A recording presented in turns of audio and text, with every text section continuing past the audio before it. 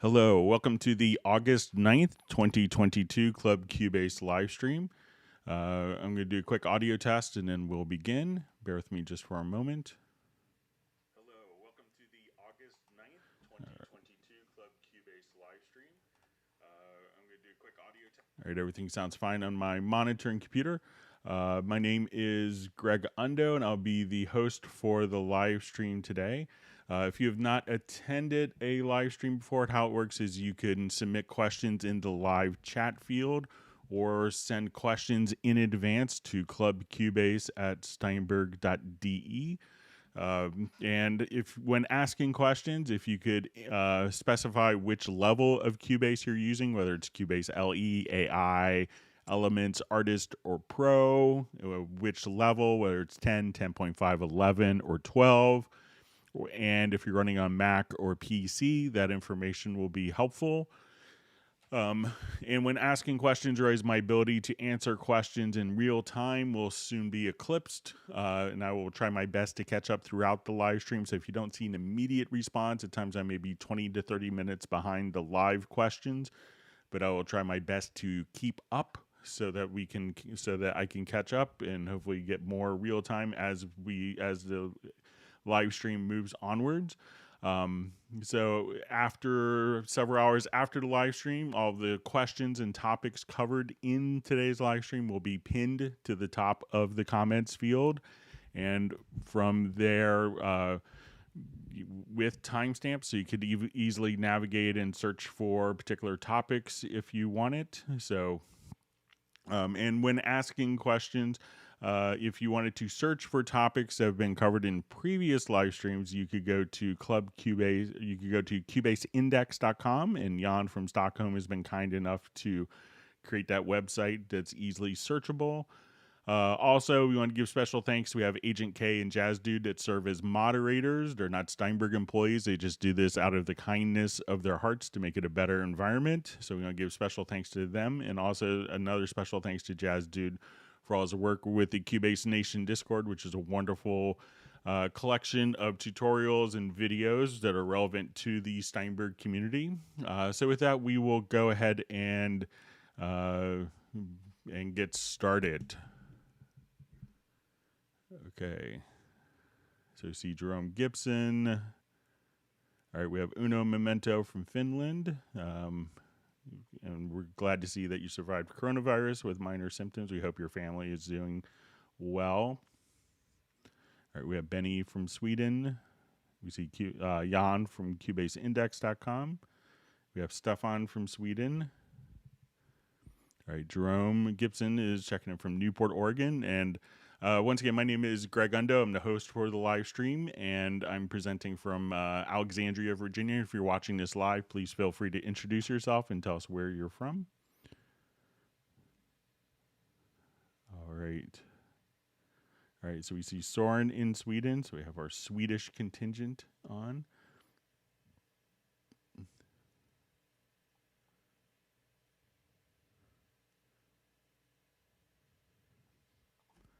Okay, great to see Michael Pierce from London, and we have CNev's Place from Chicago, Peter from Montreal. All right, we have Rich from South Florida.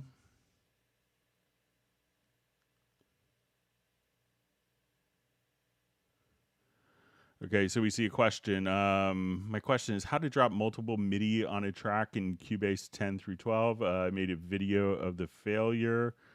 All right, so if I have multiple MIDI, so let me just go ahead and drop multiple MIDI. So I'm not sure if you're doing MIDI events or MIDI files, but if it's just MIDI parts, like MIDI loops, we can come directly over here. So let's go to my loops. We'll see here. I'm just going to adjust my computer monitor so I can see it a little better. Sorry about that.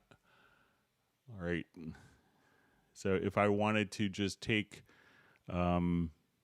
different MIDI loops, I can just drag them, different MIDI events directly on top of each other, kind of like so. So, and if I wanted to join all of these together, I could just grab my glue gun, and if I wanted to hold down the Alt or Option key, we can now just click, and that will make it all into one particular part that's been merged together. But let me know if it's standard MIDI files or MIDI loops or MIDI events.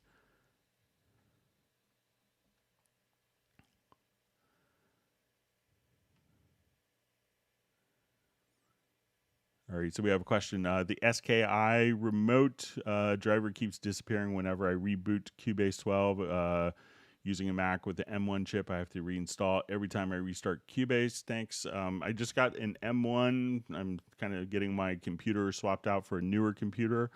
So I haven't heard of anything with the M1 processor on that, but I will, since I just got it yesterday afternoon, I'm installing all my software. I could probably give you maybe a better answer on it on Friday if you wanted to send me an email to clubcubase@steinberg.de. All right, so we have Damon checking in from Austin, Texas. All right, so we have a question. Is there a new version of Cubase coming soon? So, I mean, Cubase was just released 5 months ago. So, generally it's probably too soon for a new version to be released, since version 12 was just released in March. So generally the life cycle is longer than 5 months before we come out with new features. All right, and we have Anupam from India. Thanks for joining us. And we have Tony checking in from Finland, and Christian Beer checking in from Stockholm.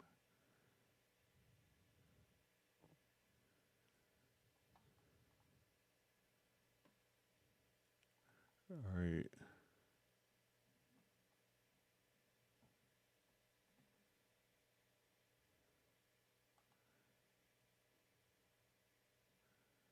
Just looking.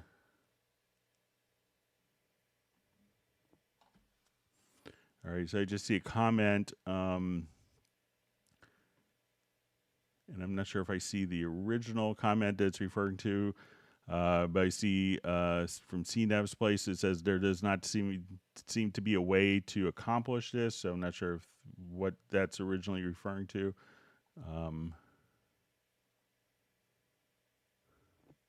So I'm just kind of scrolling back. I see there's another comment.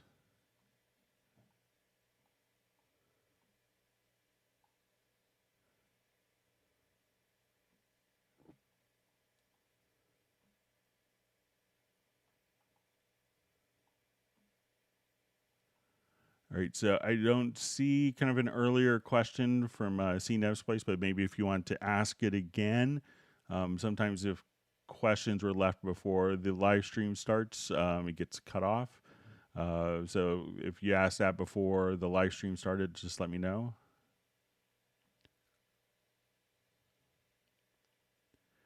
All right, so we have a question. On the last stream, you told us that you could send this logical editor presets and macros. I was sent an email, but haven't the reply. Just sent it again. So yeah, I had yesterday off from work, and I was just preparing straight before the live stream. So I'll get those sent off today. We had 2 or 3 people that had asset in, so I'll get those sent off.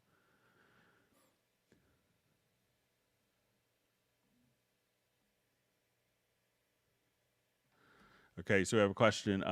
Greg, would you kindly demo workflow to 1, tempo detect vocal track without accompanying instrument, slice segments, to tempo align, generate MIDI from Vox slices, creating drums based on vocals.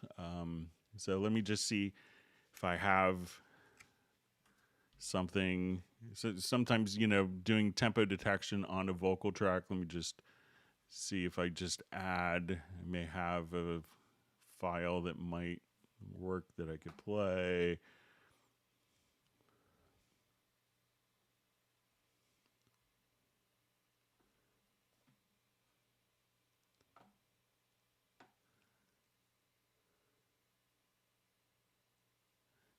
don't think I have anything.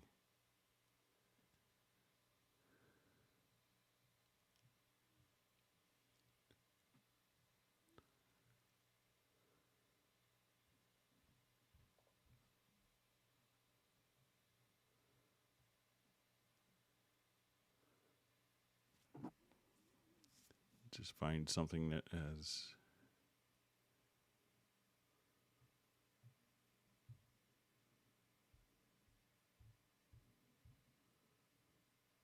some vocals.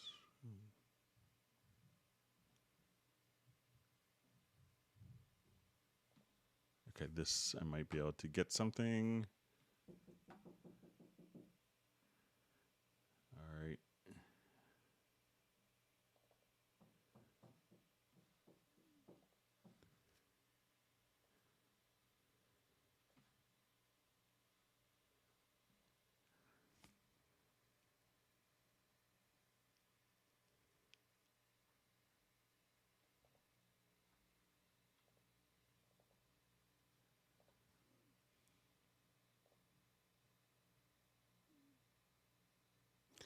All right, so let me just see. This may have some guitar bleeding in.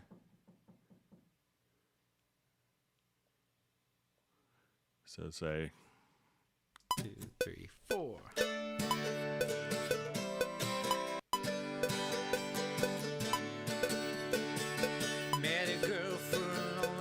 So this is kind of just a, so let's say if I wanted to take this, let's see if I could just do maybe a quick spectral layers on that particular track and separate the vocal. Hang on just one second while this opens up.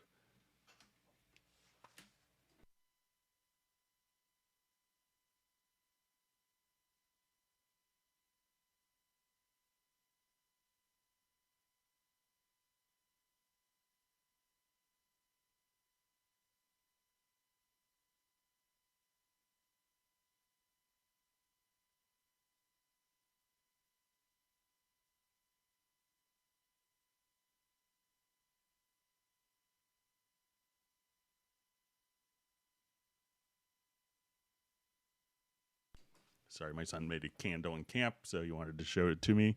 All right, so let's say if I wanted to come here and let's come over here.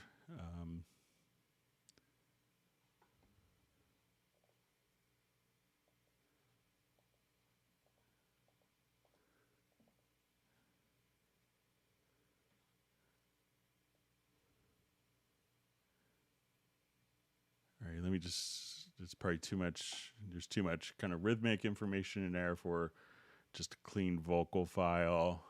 So let me just go to a different one, see if we could do this. You know, sometimes, you know, vocals may not be the best for doing tempo detection. If you have just a particular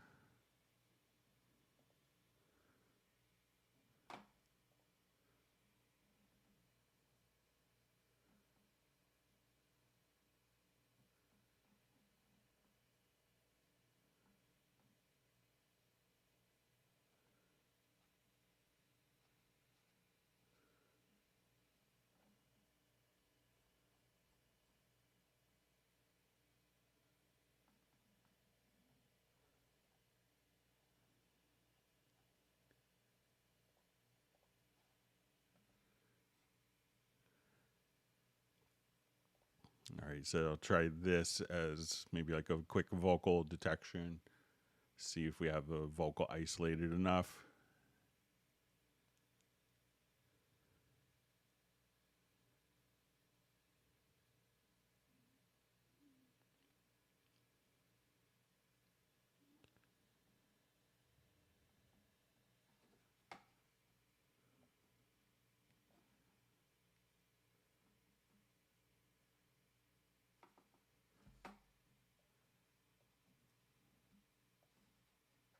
Okay, and I'm going to just bounce this to make it one contiguous file.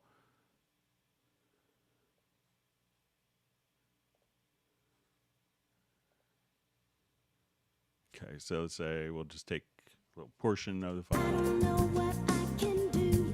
Nothing stays the same. I wish there wasn't love. All right, so generally, you know, tempo detection is going to work better on more kind of rhythmic stuff. So let's say, but we'll give it a shot here.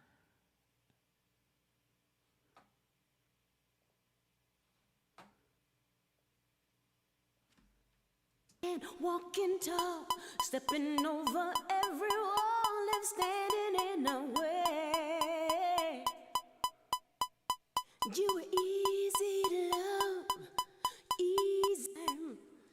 Now that we've been apart, do you feel it in your heart? Can we really stay in love forever?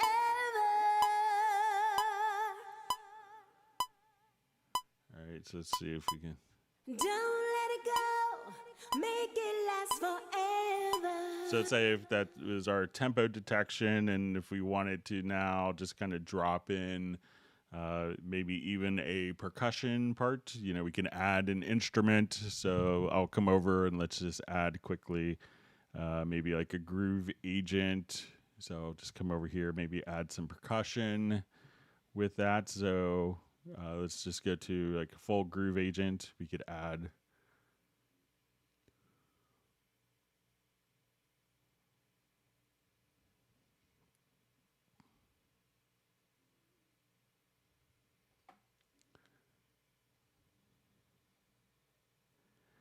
And let me just go to like a quick percussion agent.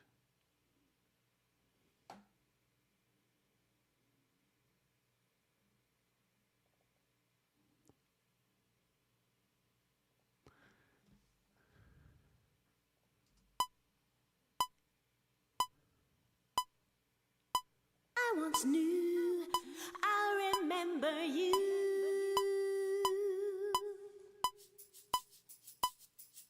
Another love, another day.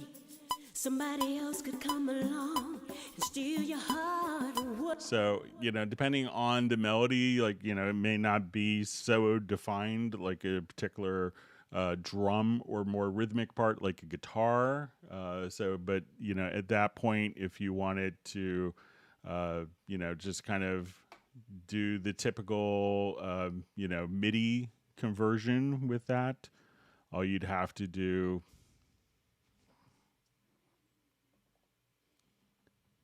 I'll just show.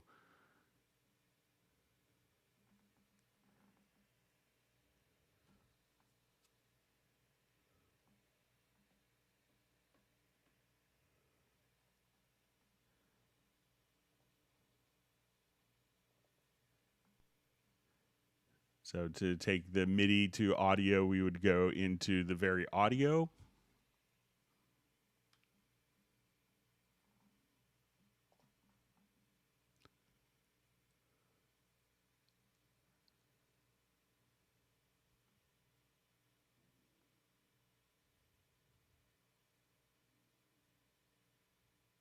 Just get this project open here. So once we're in very audio, we could now just, again, come right over here.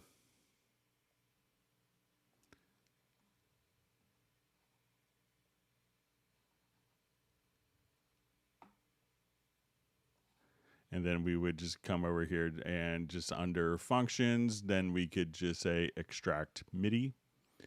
And then we would have that MIDI part so that we could add other different things.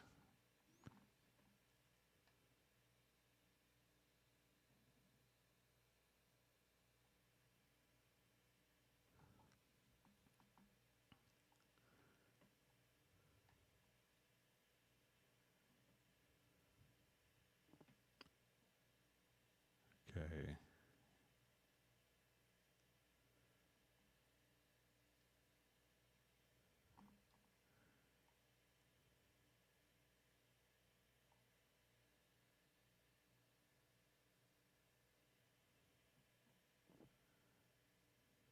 All right, just going through questions. Okay, so we have Jazzy Lamel checking in from Teaneck, New Jersey.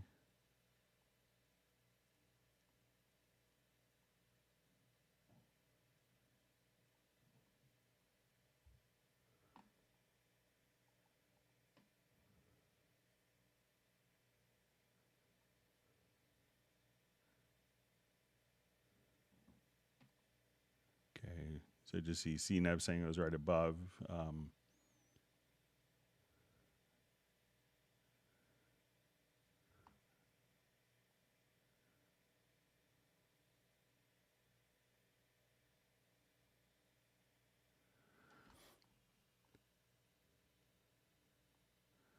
Okay, so we see how to drop, and this is probably a clarification. So how to drop all the MIDI files at one time and they populate the track. So, if you wanted to just, import multiple MIDI files. So I'm not sure if there are MIDI files that are on like your computer's desktop. But as soon as we come over here to MIDI file, you'll ask, do you want to create a new project? We can say no. And then let's see if I have just a MIDI file somewhere.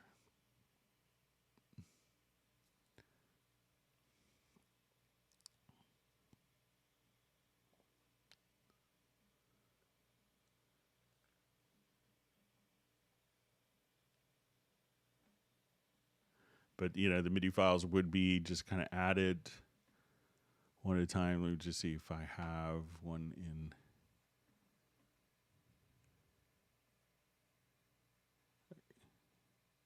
Okay, so here, if I just do Enigma MIDI,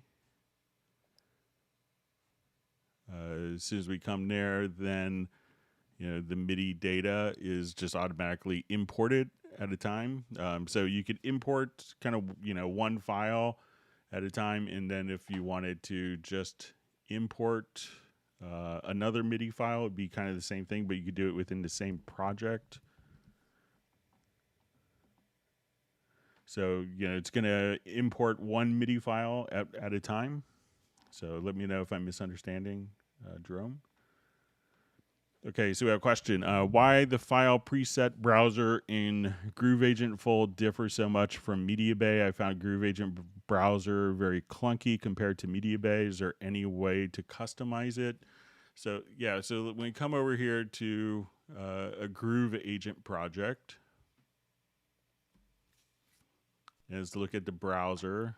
So I think it's pretty similar.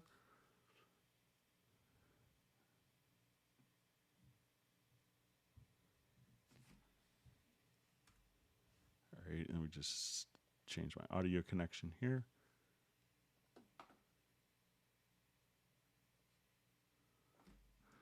All right, so let's say if I come over to this Groove Agent, we'll open it up and we'll go to the file browser here.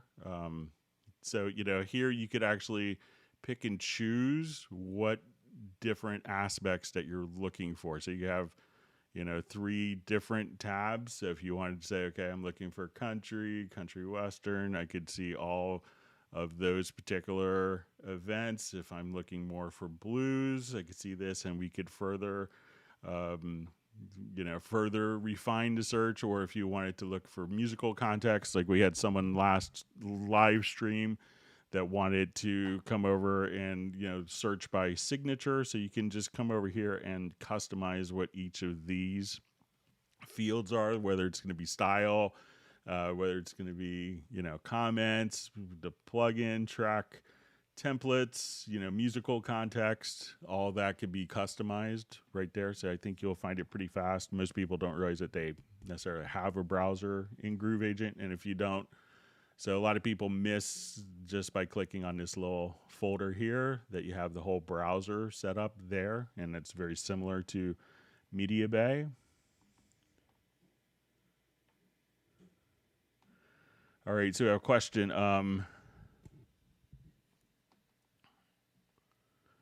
Can you please describe what is the difference between pre-sends and post-sends? Okay, so let's say I have my drum loop playing here. And let's say I'm going to add an effect send to this track.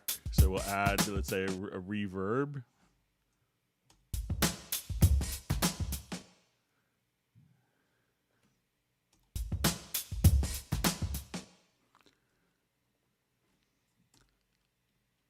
Okay, so let's say, all right, So when we go to our sends here, we could have this be either we could have it be kind of pre or post fader.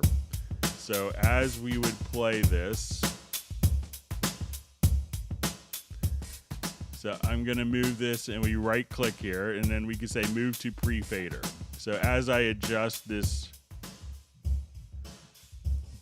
the fader of the source feeding the reverb, that's not going to affect the level that's being fed into the reverb. So I have the same level.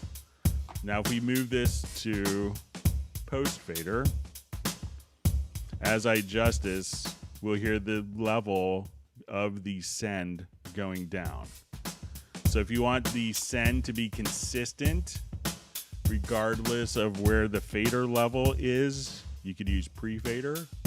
So wherever the level is, you could have that same level. Or if you want this fader to have a effect on how much of the signal is being blended with the actual track, that's when you could use post fader right there. So let me know if that makes sense.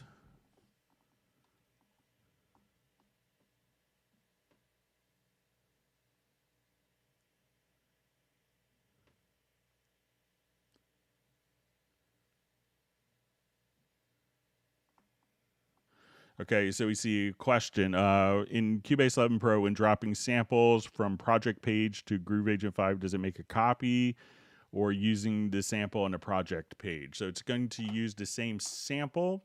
So if I come here, let's go to a Groove Agent, and if I wanted to drag a sample in, it's going to be referencing the same sample and it'll look in the project.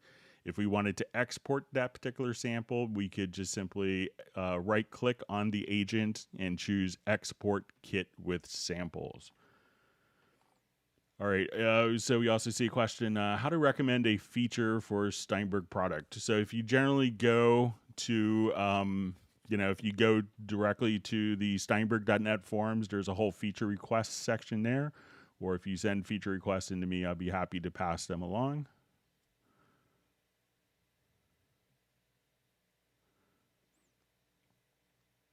All right, so we see, okay, I think we see CNEP's place question, trying to create a macro or logical editor function that renders a MIDI track and then disables and hides the track it was rendered from. So you could do this a couple different ways. So let's say I am here, I have this little piano part.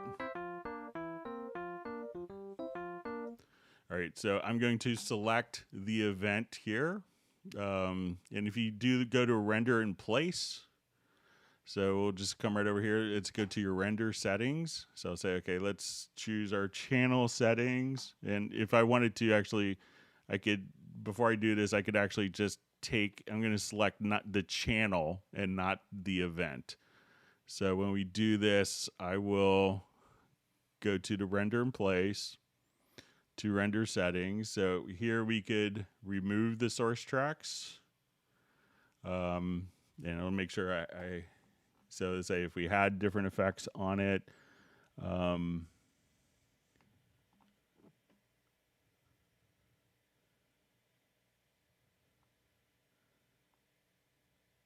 okay, disables and hides the track. It was, so if you wanted to disable the source track, we could do this.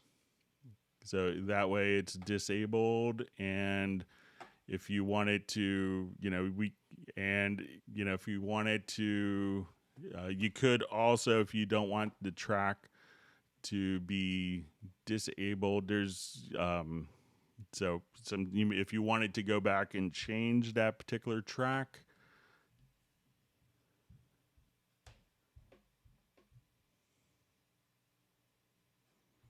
and we could just come over here. Let's do a macro.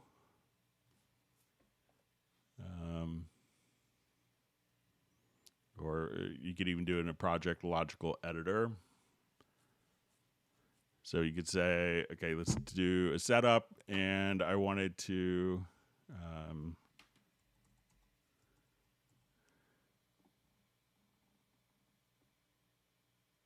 Okay, so let's render with the current settings.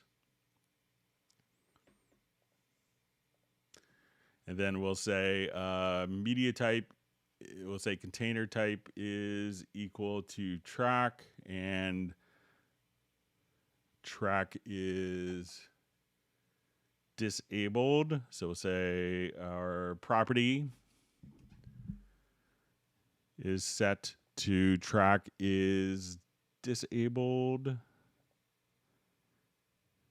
And then we could, and here we could just choose. So we're going to render in place. Let's see if this works. And then we could just say property is set to event is disabled.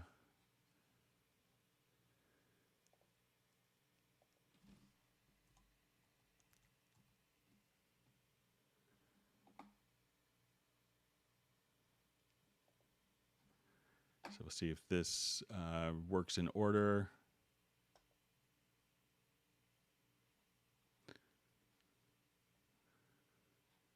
So, and then we come right over here. So that will do it. So just simply choose render in place. And if you have your render settings set up, you want to choose container type is equal to track, and the property, that track is disabled, and then you want to hide that track. So when we come here, it's now hidden the disabled track, just like that. So once again, come over to your render in place settings and select the track, and then just go to your render settings and make sure that you have disable source tracks. If you wanted to be able to access them, you could also just remove the source tracks, and then you don't need to use the project logical editors. But if you disable the source tracks, and then in the project logical editor, we could choose to render in place.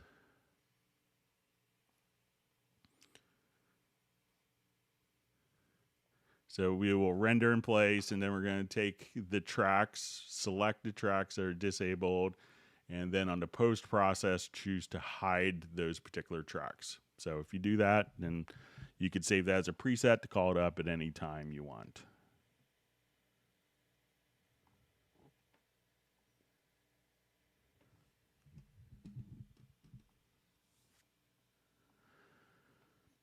All right, so we see, hi Greg, always when I restart Cubase, my I.O. setup is lost. I have to connect control room from beginning. Is there a possibility to set up as default? So it could really depend on your operating system. So I know with Mac OS versions, it likes to switch your audio interface directly to, if you have an HDMI connection, it assumes that you want the audio to go out of the HDMI connection, and that's why you may get the little thing, choose your audio interface every single time, and it's a Mac OS issue. On the Windows platform, it should stick automatically for you.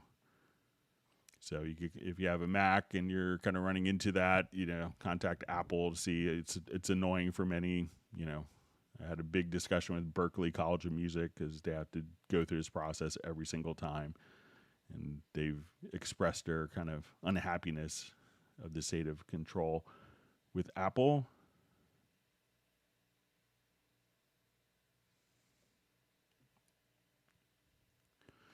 All right. Says, hi all, I did a clean install at Monterey, but now the download assistant will not run. The icon appears in the dock and then nothing. Any suggestions? I have deleted and reinstalled several times. So make sure that you're going and running it from, maybe I'm not sure if you're running it from the applications menu here. And then you'll see the Steinberg download assistant here. So see if you're running it there as opposed to from the dock. And let's see if we go to preferences. So I'm going to hold down my Alt or my Option key on Mac, and we will come to library. And let's see if we go to...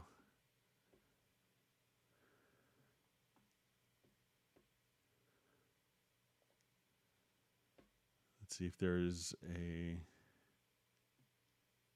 for the Steinberg download. So you'll see when we come here to, it might be under application support. You know, if it's not working, try going to application support, and you may see Steinberg download assistant. So maybe moving that file, and let's look, see if there's any preferences. Sometimes those will stay after you reinstall because Mac OS doesn't really give you an uninstall utility. But let's look under preferences as well. So once you go into here,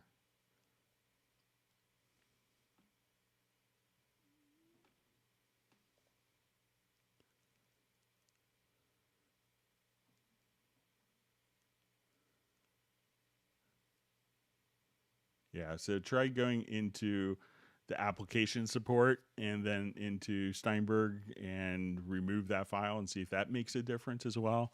It should get reinstalled next time you reinstall.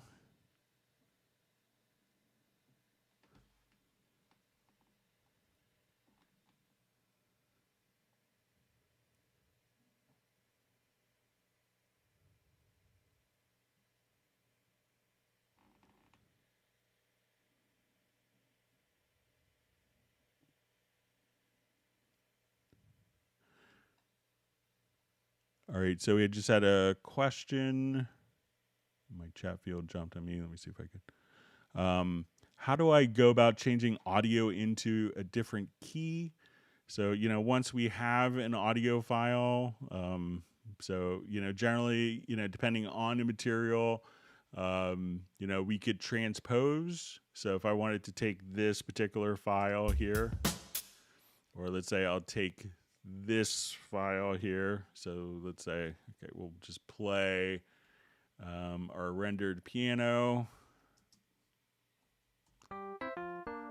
So if I wanted to transpose this, so just selecting the event on the project window, I could just go to the transpose.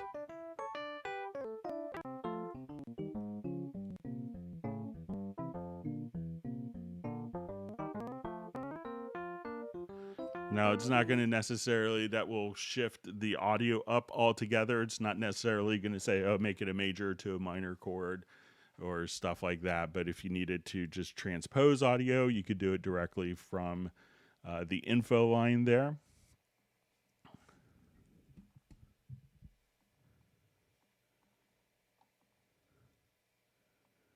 All right, so we have Camille checking in from the Czech Republic. Thanks for joining us today. And Thermonuclear War from Serbia. And Spike Williams checking in from Wales.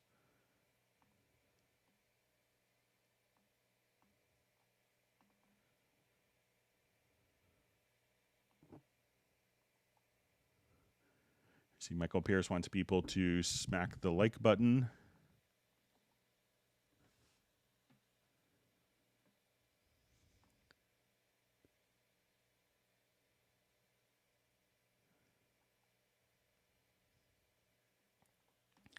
All right. Hey, Greg, is there a way to create any kind of track with a specific insert plugin on it from the start? So let's say if you want it to, you know, always work with a particular track. So, you know, what you can do is, so let's say if I have this track and I wanted a particular insert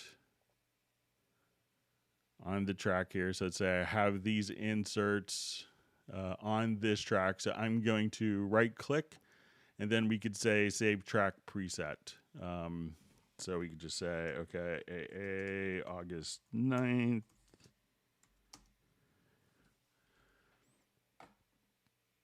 Okay, so now when I go to add a track, we could just say add track using track preset.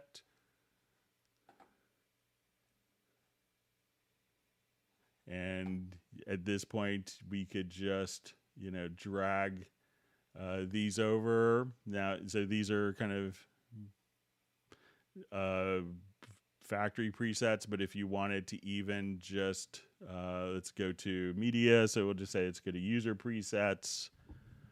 And it will say track presets, audio. So you could just say, okay, here's my AA August 9th. And you could even just drag and drop or just double click, and that will make a track. So all of these, when you go to the inserts, will all have the same inserts. So you could just double click here. That would add the track with the particular inserts that you want all the time.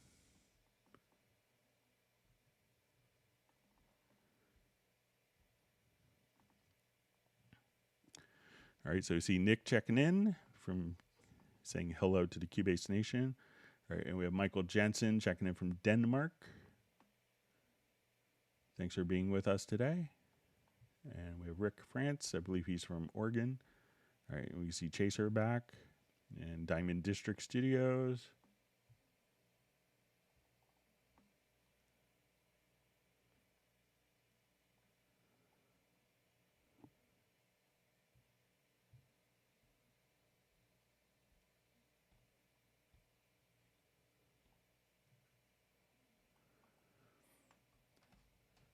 All right, so we see question from Diamond District Studios. I've been trying to create a time signature marker when tempo mapping, but doesn't snap to initial drum hit. Okay, so let's say I will just go to here. So let's say if I wanted to do a quick signature track after tempo detection. Okay, so let's say if I take this particular file here and I'll do my tempo detection.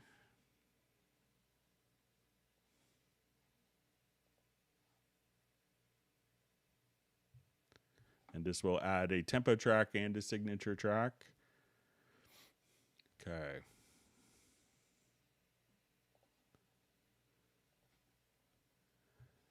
All right, so when trying to add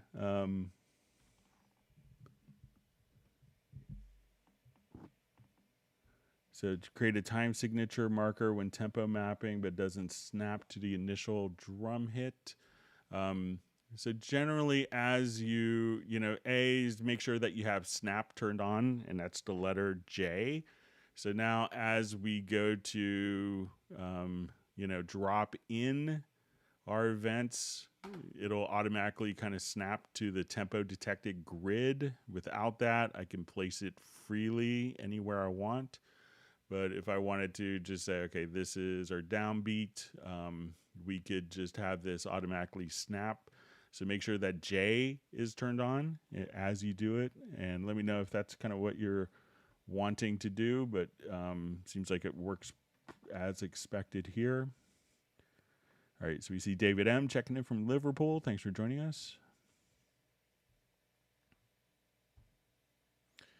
Okay, so we see from Chaser, question. When selecting multiple channels, is there a way to change at the same time the color to multiple channels?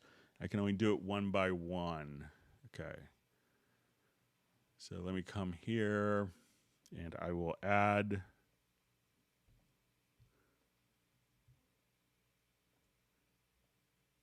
multiple channels. Okay, so I'm going to select the channels here, go to the color tool, and now just select a color, and we'll see all of these will. So the color tool is selected, and now I could just choose a color right there. So just select the channels that you want, activate the color tool, and then you could just set the colors. So all the selected tracks will change. Make sure when you do this that you don't, if you have an event selected, it may colorize the event and give that a priority over the event. So make sure that you click in an empty space so that no events are selected. And then as we do this, we could select your tracks, go to the color tool. And now as we come here, all the tracks will be colorized just like so.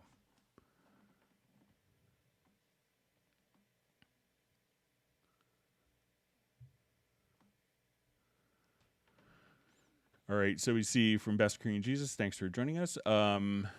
So best practice to change MIDI notes to send notes via all channel, MPE, or input transformer.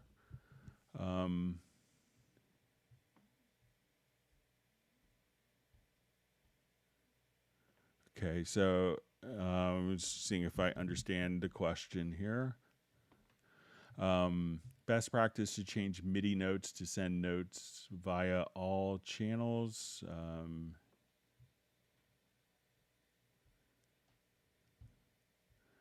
So if we have MIDI parts, let me just jump back to this project here.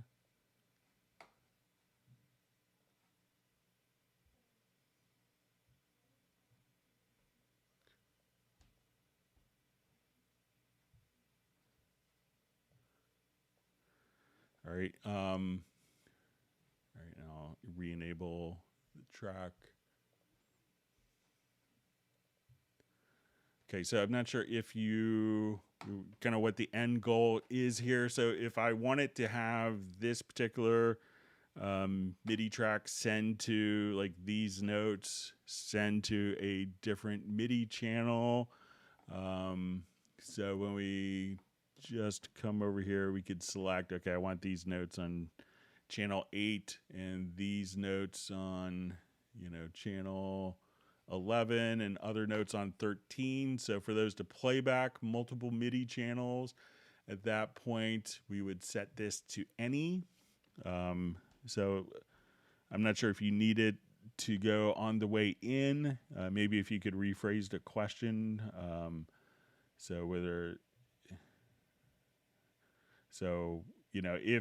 If you put this to MIDI channel any, you could have multiple MIDI channels recorded onto the same track. But I'm afraid I think I might be misunderstanding.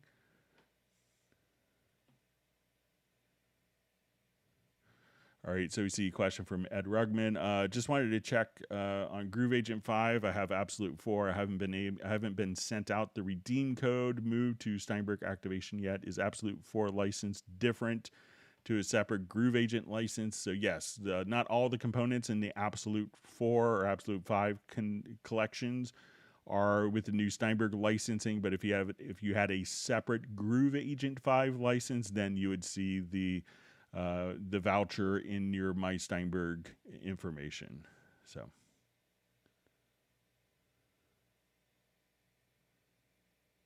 So yeah, currently you would still need to use the USB e-licenser if you had it on the, if you have it as part of the Absolute collection as opposed to the separate one.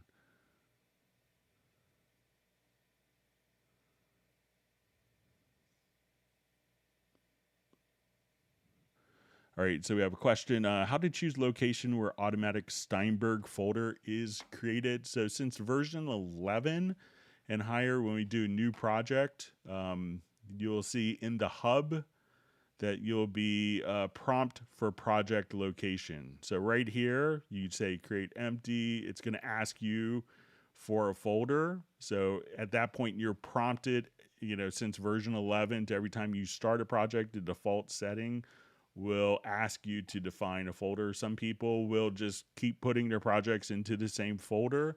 But by default, when you do this, say, okay, let's do new project, prompt for project location. And then when you do okay, I want to create empty, you could click on new folder. And ideally, you'd want a different folder for each project. It makes your file management much easier in the long run.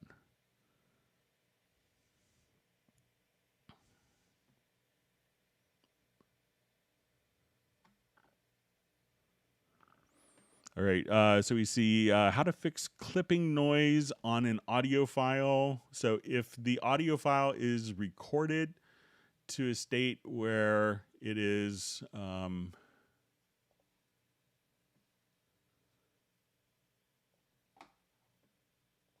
just come over here.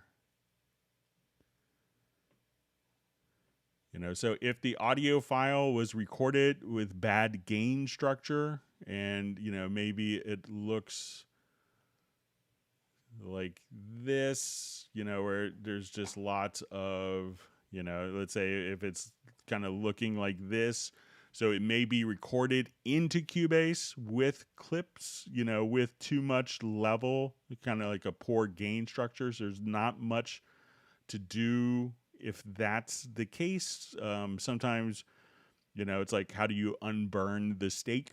Is an analogy I heard someone make that I thought was pretty good. So you want to make sure that it's not the signal that was going into the converter was too hot and it clipped the converter and Cubase captured that.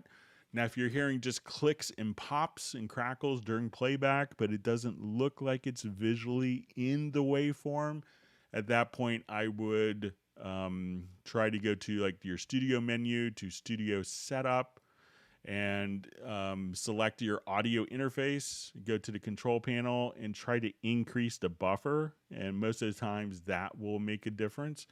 Also, you'll see on the bottom left-hand corner here of the transport, a button that says constrain delay compensation. So you could try to turn that off or try to enable that and see if it's plugins that are causing the problems. So if you see it in the waveform, there's not too much Cubase can do. It's just playing back what was recorded through the audio hardware.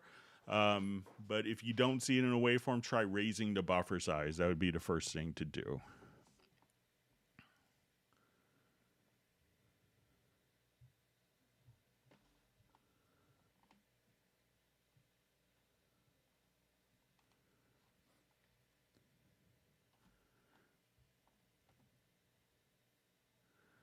All right, so we just see from David M. How do you get the new phase icon on the left of a track in Cubase 12?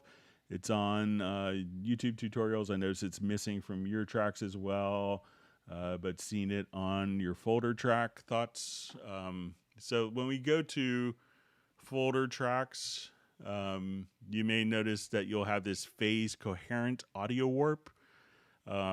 So that's only in version 12. So if you're going to be doing like, free warping of drums on the main project window, that's there on the folder. I don't think it's going to be on actual tracks for phase, but we'll take a look in case it was added. We'll look into track control settings. So I don't see phase here with anything that's listed. So, generally, so I know that we have kind of this for the phase coherent warp. And then, with the phase, I don't think it's even going to be in here. But, generally, it's just going to be as you have like an audio event selected that you will see invert phase here or on the mix console. Because it's generally kind of in the pre-version. Let's just see, make sure I have, if I'm missing pre-section. So let me know if you see it on audio tracks. And if you want to, David, send me a link to a YouTube video and tell me like when you see it. But I know we can see it on folder tracks. We're doing multi-track free warping on the project window.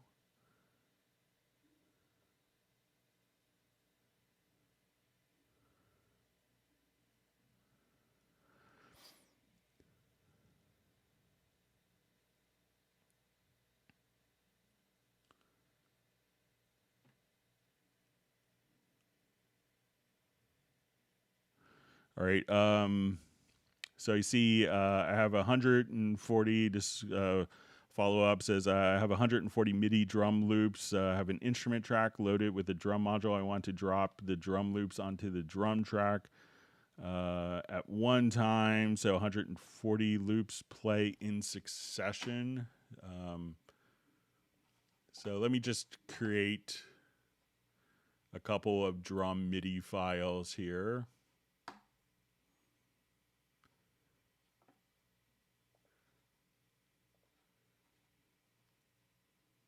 And see if we could drag him and drop him maybe from Mediabay. So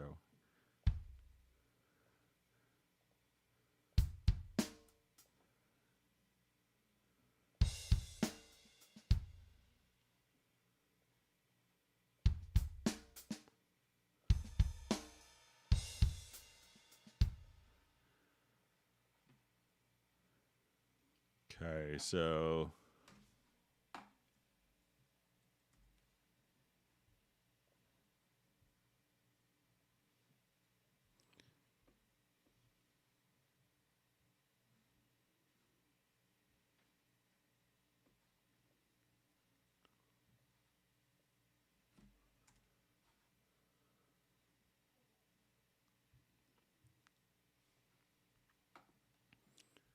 right, and I'll just save these to my desktop quickly.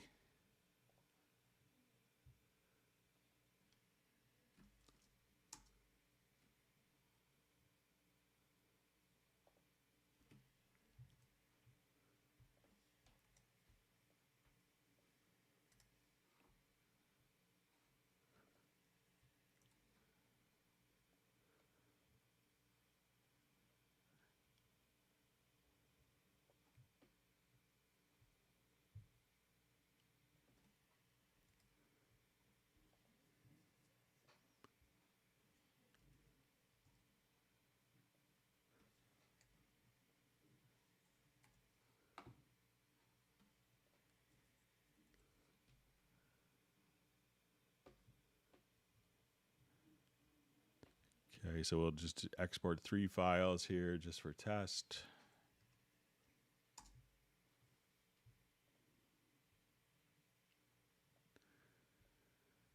Okay.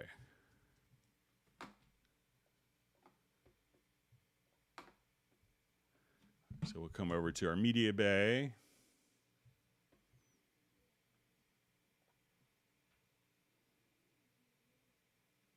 Get to our file browser, and we'll say, let's go to the desktop.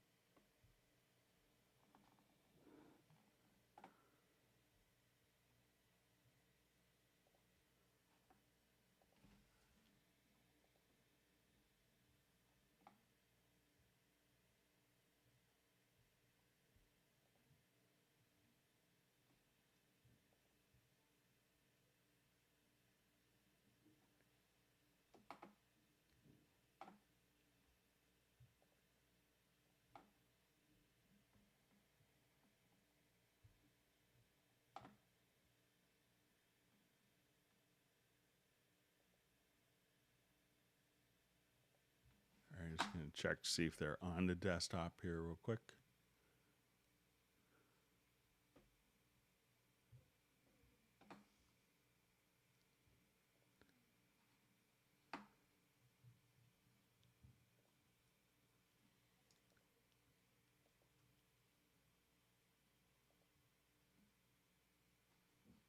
Oh, sorry, they're in documents.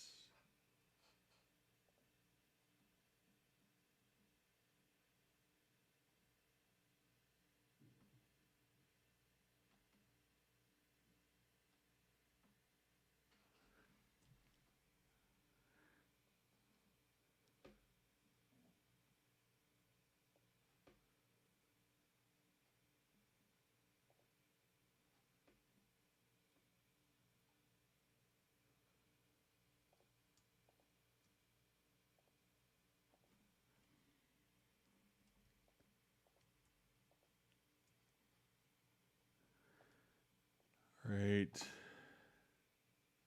So let me see if I could do it from Mediabay.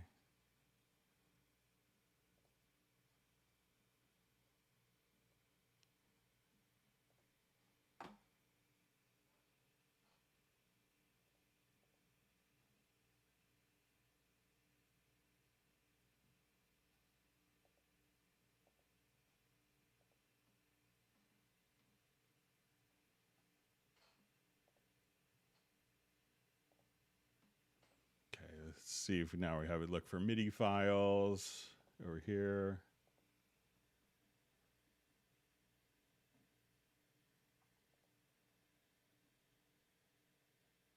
Okay, so I see 1, 2, 3.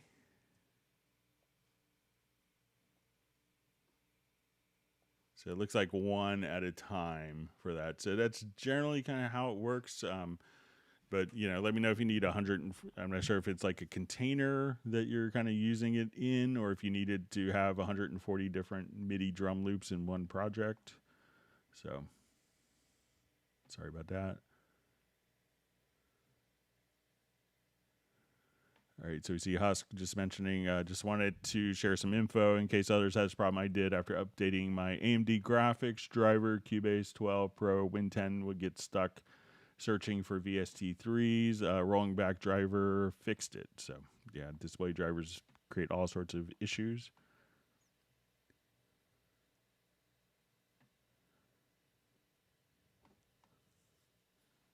All right, great to see Charles K on the live stream.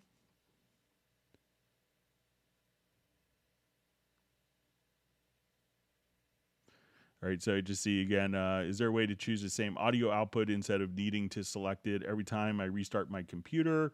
So, let us know if you're running Mac or PC, and probably if you don't have a HDMI monitor connected on Mac, and that's kind of an Apple issue.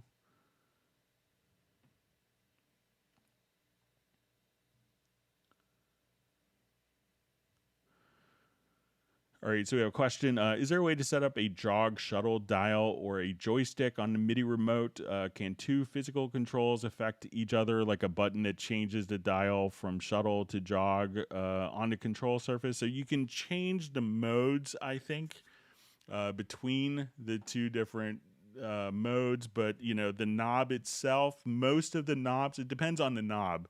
So a lot of knobs, when you move it, let's say clockwise, will increment. You move it counterclockwise, will decrement. But it's incrementing and decrementing the same value, as opposed to transmitting different MIDI messages when you're going clockwise or counterclockwise. So some knobs, like, that's why so many people love the CC121 controller, is it's sending two different messages depending on the direction. So the vast majority of MIDI devices aren't capable of transmitting different values for the same physical knob. So that's more the limitation.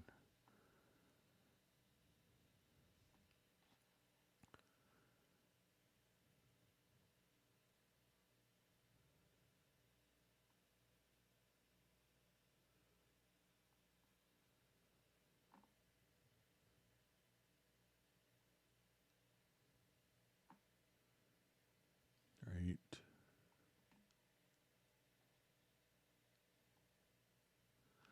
All right, so we see question. I'm having trouble with compatibility of my audio interface, Digidesign 003 Rack and Cubase 12 Pro. So a lot of those interfaces, if you let us know which operating system you're on, and you have to make sure that the Digidesign 003, that's probably 15 years old at this point, that is still supported in the drivers, and it has 64-bit drivers, for and contemporary operating systems for your computer. And I believe, if memory serves, that's a FireWire interface. So you have to make sure that your interface is communicating. So if you have Windows 10, sometimes that can be tricky. If you have Mac OS, you may have to go from a USB-C or Thunderbolt 4 to Thunderbolt 2 to FireWire 800 to FireWire 400 to get that to work. So there's going to be like 4 different stages. So it could be that your computer isn't seeing the 003 rack, and Cubase sees whatever is kind of being utilized by your computer. So if you give us some more, I think it's from Bizad, if you give us some more info what computer you're running, that would be helpful.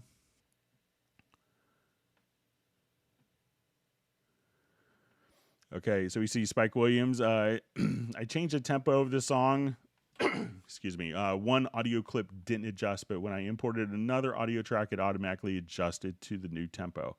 Also, I couldn't work out how to access musical mode. So if we have an audio file selected, musical mode for audio could be set in 2 different places. So if we select the audio file here, we'll see on the info line, musical mode or not. So we could turn it on there. We could also go to your media menu to the pool window and make sure that we'll see musical mode, that you could place an X directly here for musical mode or not. So that will kind of have the same effect here.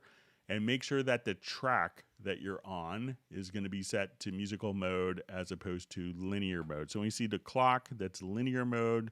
When we see the quarter note, that's musical mode. So make sure that you have musical mode set there, and then you should be all set. And for musical mode to work, it would need to have kind of a basis of the tempo of the audio file as well. So you may have musical mode turned on, but if there's no tempo information for it to use as the foundation for where to start stretching, then that may not work. And we could add the tempo directly in the pool window when we see our tempo value here. So as you record audio into Cubase, it's automatically going to be tempo stamped for you, but importing other files may not be. All right, so we have Andy Callister checking in from the Netherlands saying thanks for everything. So thanks for being a part of the live stream. All right, and we have Methul saying hi, and Tim Weinheimer from Mission Viejo. All right, so David M says it's chill out time after a hard day. Then and David M wants everyone to hit the like button. See, Michael Pierce has done lots of audio warping today. We see Brian Sawyer checking in from Beulahville, North Carolina. And we see Madge Deepers from the UK. Thanks for being a part of the live stream.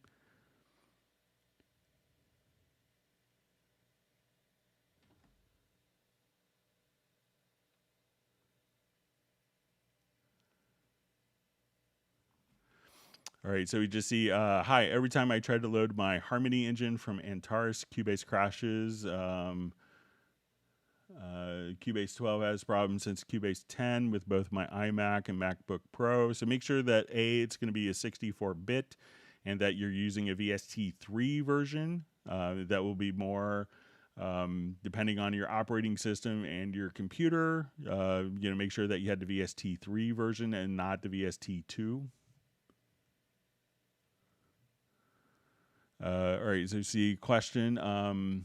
Steve in Manchester, UK. Can you remind me how to show in Mediabay Groove Agent how to call up instrument sounds? Example, all kicks, all snares, and possibly load them to the pads. Okay, so let's say if we have, I'll just revert this as I've destroyed my starting off project. So say we want to quickly kind of replace sounds. Okay, so let's say we're here.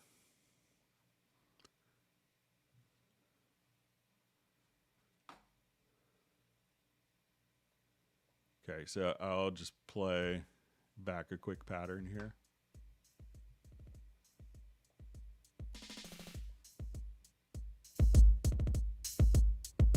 All right, so let's say I want to take this. So here, I think we could go to instruments and say, okay, I want kicks.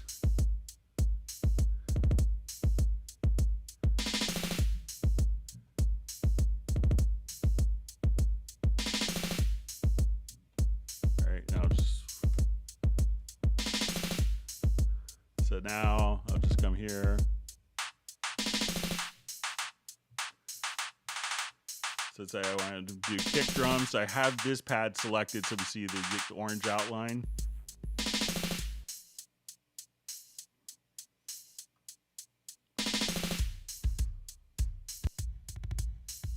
And then we could just, so whatever is selected.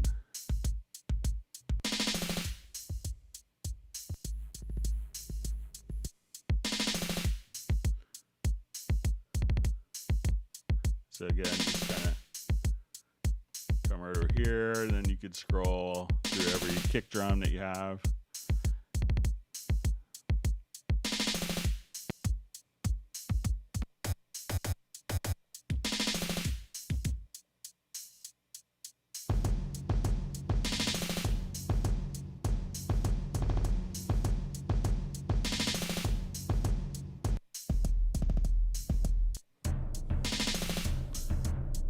again, what you want to do is just come over here and select on instruments. And if you wanted to, just search, you could also just go through your browser and look through different folders on your computer as well.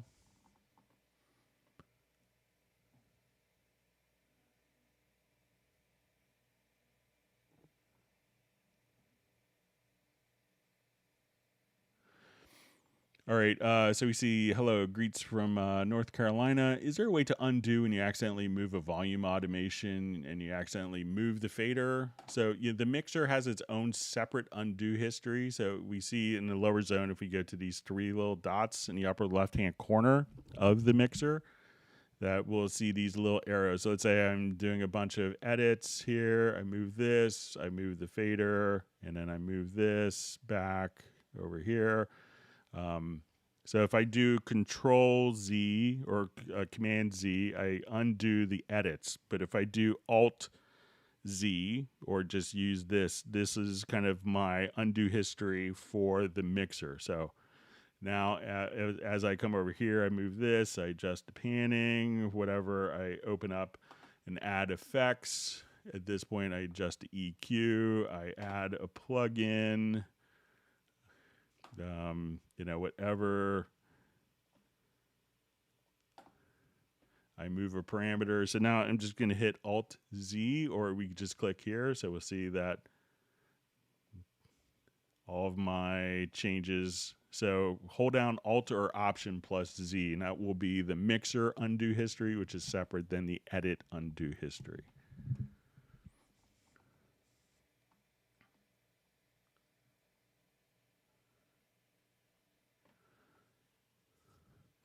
Okay, so we see from Best Screen Jesus, sorry for the beginner jargon. This is probably with this question earlier. Trying to get a MIDI event to send all channels. It seems to record from my controller based on the channel I set. What's the best way to make send to all channels? So when Cubase is, Cubase will capture all MIDI channels into a particular track. But if you wanted to, filter out based on different channels, so, if I had multiple MIDI devices and they were all in different channels, and let's come over here to a MIDI track, I could just put this on channel any, and that will accept, multiple MIDI channels coming from different devices. If I wanted, so if you wanted to send all channels, so just put this into MIDI channel any, and then Cubase won't do anything. It will capture all different MIDI channels from different MIDI controllers. So, but it will play back, your device here may have to, be multi-timbral. So if we come here and it's like a Halion Sonic SE, MIDI notes that are recorded with MIDI channel 1 will play this sound, MIDI channel 2 this sound, channel 3, and they'll be, so this one track could be sent to 16 different devices on this particular port for you. All right, we see Jazz Dude's having a nice cappuccino.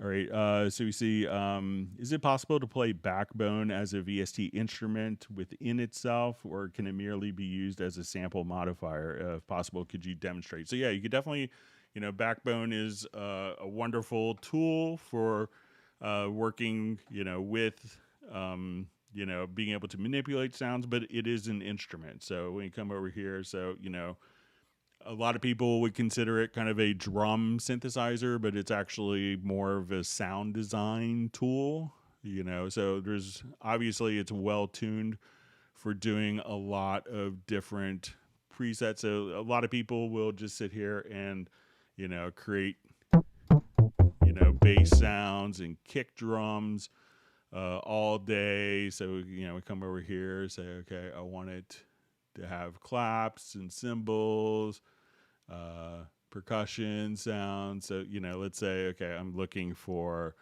but there's also, so let's say, you know, a lot of people use it to do synthesis of kicks, and, you know, we could play it just like anything else, but, you know, again, it's not going to be limited to that. So let's say, like if you want to do like some different whoosh and impact, you know, like think this is Robert Dudzik, so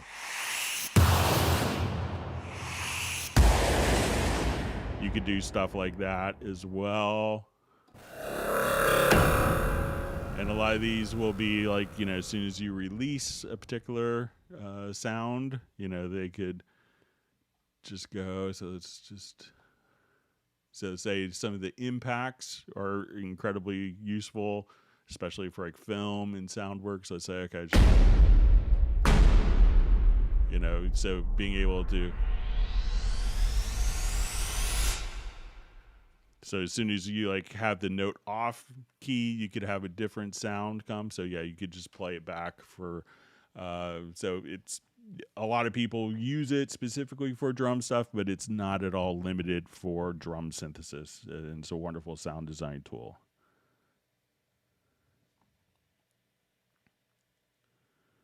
All right, wonderful to see John Costigan on from Kenosha, Wisconsin.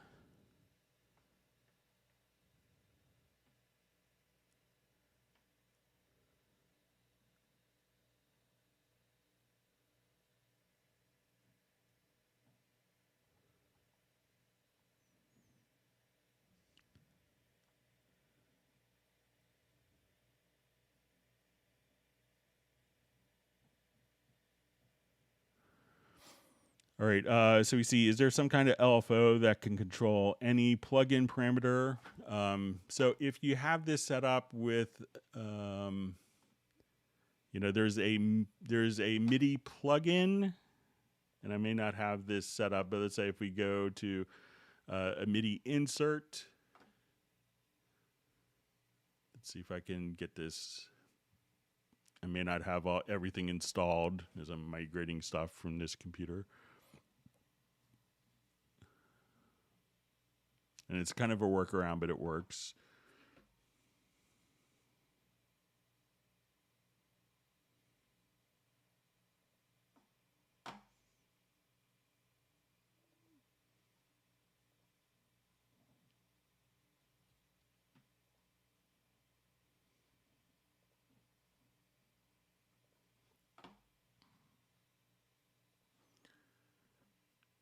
All right, let me just see if I have my...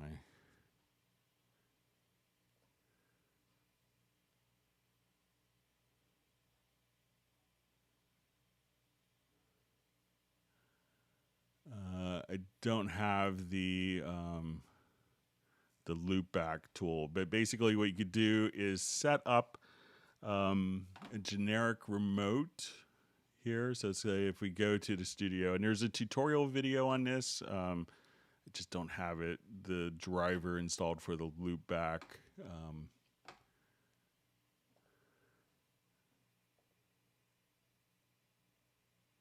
Yeah, I don't have the driver, but what you could do is kind of just install it through a generic remote and set this up for loopback and do a MIDI learn. And then you could have this LFO just kind of transmitting from the MIDI plugin to various MIDI CCs that will control the generic remote that will in fact just do kind of the LFO for any plugin parameter you could do through the generic remote. I could have it, I could show it for Friday if you want to send me an email reminder. But if you just do like, you know, auto LFO in Cubase and look on the Steinberg or in the Cubase YouTube channel, you can see the video on it. All right, so we see PZ136. Thanks for joining the live stream.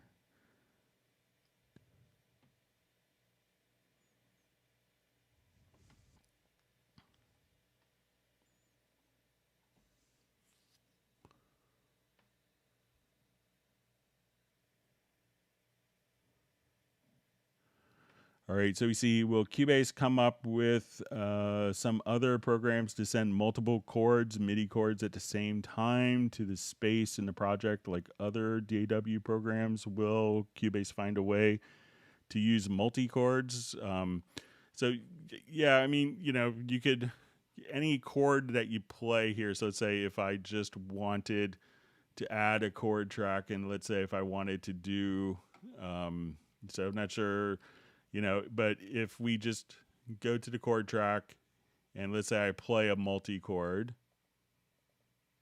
all right, so I'll do a C major and maybe a D minor chord together. So at that point, you know, you could play the chord, just play your multi-chord in MIDI input, and then it will just come up and show you the chord definition. So that will allow you to do multi-chords, but but if you could let me know what you want to send multiple MIDI chords at the same time to the space of the project. Maybe if you could specify a little more, Kevin, what you want to accomplish.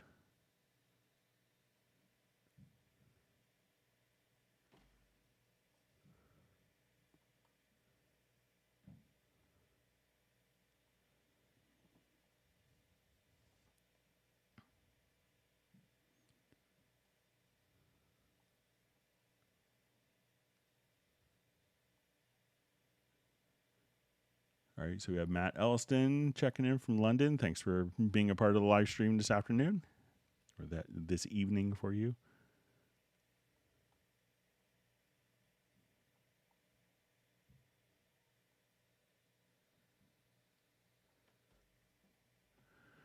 All right, so we see, how do I get Cubase to load faster? It goes through the VST3 plugins and takes a very long time. Also, VST2 plugins is disabled, and something keeps coming up called ARA, and collection. So make sure when you're doing, when you're doing plugins, you know, if there's some plugins, you know, so I'm not sure how many plugins you have, but, you know, check, because often, you know, Cubase the first time through will do like an analysis of the plugins just to check for stability and measure latency of the particular plugins. If you don't shut down, it may have to redo that, or if there is a problematic plugin like that shows up on the block list that you constantly re-enable, that could be causing it to take a long time. So you see also VST2 plugins is disabled. So, you know, VST2 plugins aren't disabled unless you're running natively on a Mac M1 processor. So, but make sure that when you go over to your VST plugin manager, that for your VST2 plugins, that you see them in the path here. So you may have to click on the settings cogwheel. And at that point, you could see what's going, you know, make sure that your plugin path, ARA, what you're doing, that's a, you know, communication protocol with programs that use, like, you know, that will communicate like an external audio editor, such as, you know, Spectral Layers or Melodyne. Well, that'll be using as well. So it could be a problematic plugin that's taking a long time for it to load. So if you see it like on one particular plugin, or if you have, you know, 2,000 plugins, like some people will just collect everything, that could take longer to go through.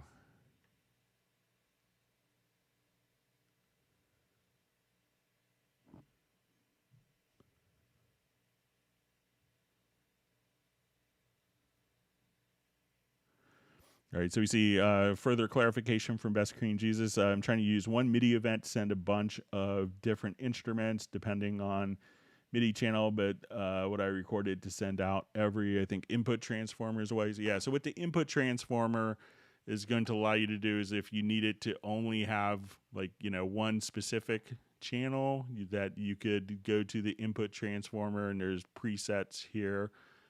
So let's say, okay, I want to go to the project, and at this point, you'll see presets for, check out under the factory presets for channel filtering. So you could choose it to only, pass on channel 5 if you wanted to, or you could say, I want only channel 5.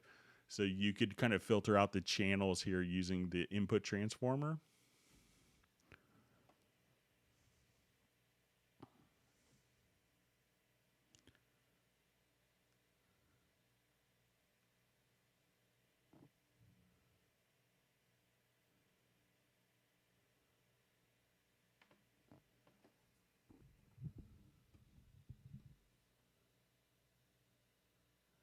All right, so we have the artist known as Love checking in from New York. Thanks for joining us.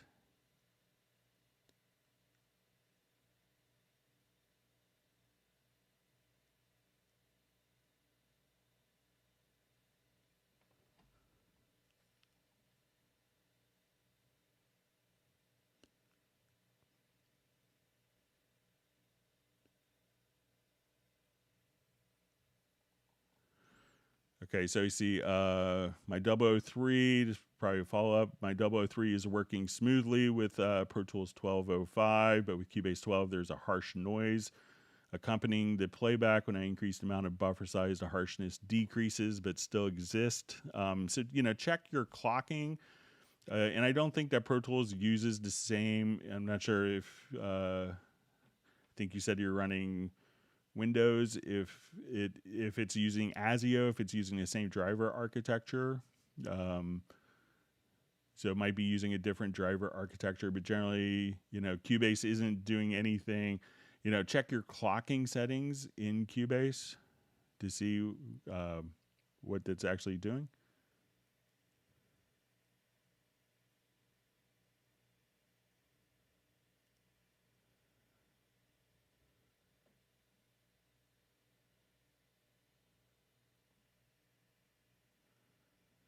Okay, so we see a question. Hi from Holland. Trying to record and play multiple tracks, multi-instruments with my Mellotron M4000D using Windows, Cubase 12 Pro. Only first track records, MIDI data and instrument. MIDI's not right. So I'm not sure if the Mellotron is a plugin. I assume it's going to be a plugin.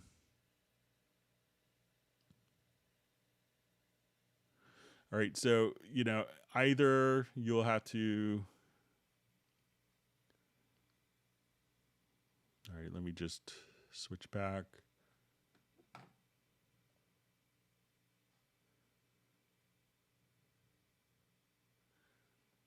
So if we have a multi-timbral instrument, so let's say if I'm here, let's say... All right, so I'll just come to this instrument. We'll have our Halion Sonic SE. So if we have a multi-timbral instrument, so let's say, let me just change some of these sounds here.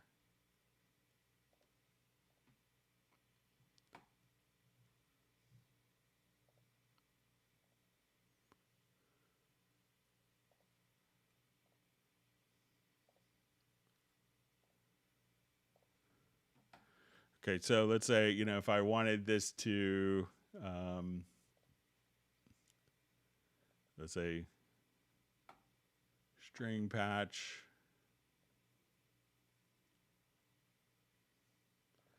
Okay, so now I have, if I added an instrument track and I play, I got my synth staccato patch, and then if I load up a different sound, so let's say, okay, I wanted a synth pad on channel 2.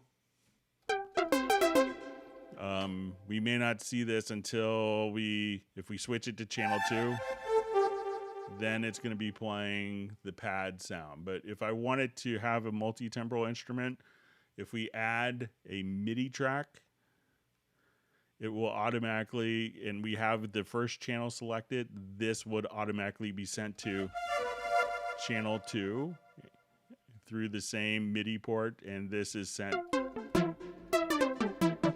to channel 1. So if you're trying to do it from one MIDI part, one instrument track, try adding MIDI tracks below, and then you could access it multi-timbrally, or start it off. A lot of people would still use instruments in the rack, and add a rack instrument as opposed to starting with an instrument track. So try, if you start with an instrument track, try to select the track and right click and add MIDI tracks. And if you have like 4 sounds, then add 3 MIDI tracks, and those would automatically carry over the same MIDI output port, and the channel would be automatically incremented. So let me know if that helps.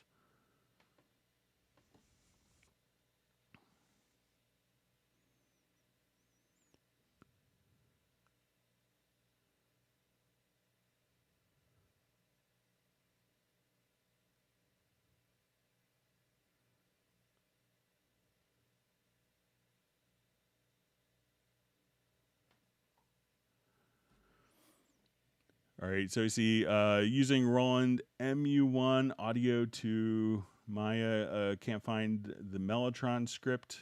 So what do I have to do? Thanks. So if it's a hardware Mellotron that's doing it, or if it's, I'm not sure from your question if it's hardware or software, but if you need it to make your own scripts, what you do is if you go to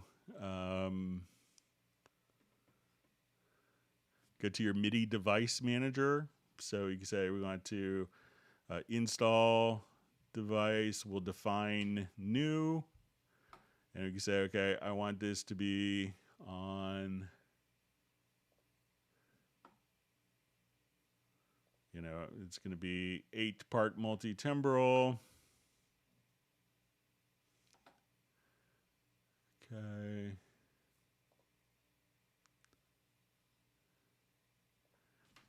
Okay, so we'll call this Mellotron or whatever hardware.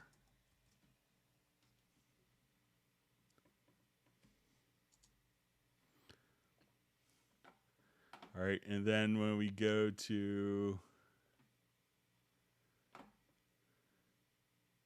we set our MIDI output port to your M1 or MU1, and then at this point, I think we could go to patch banks.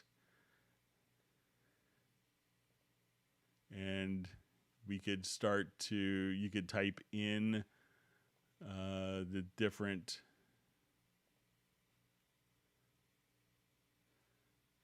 patch banks from here. So let's just say,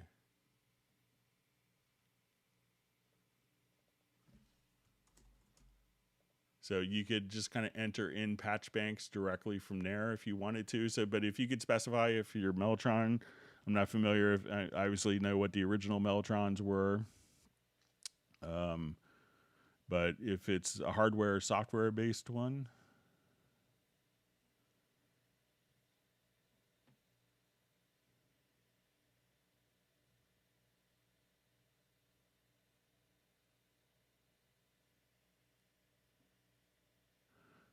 okay, so we see from Kevin Mehmed, I want to say that if you could find a way to render new MIDI chords of freshly created tracks, such as in other programs render in place to a track, and if you could, like other programs, like a fresh M track.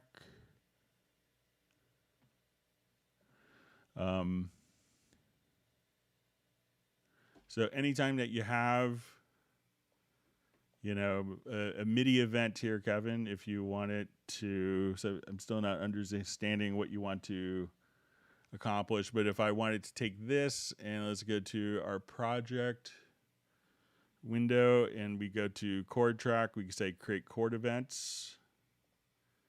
All right, so we've created these chord events of this particular event.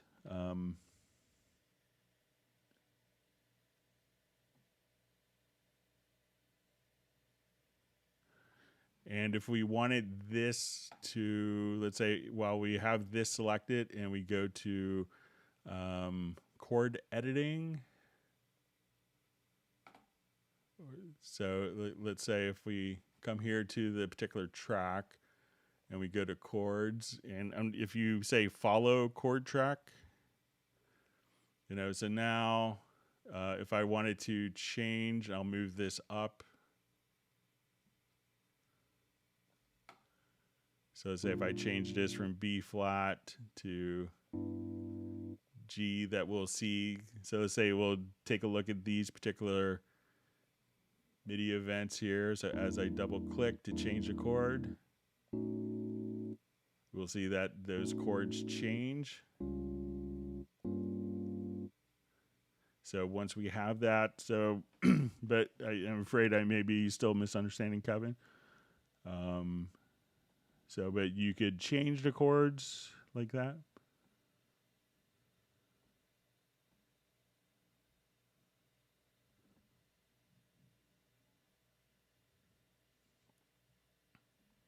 See Benny's mixing vocals and listening to the live stream.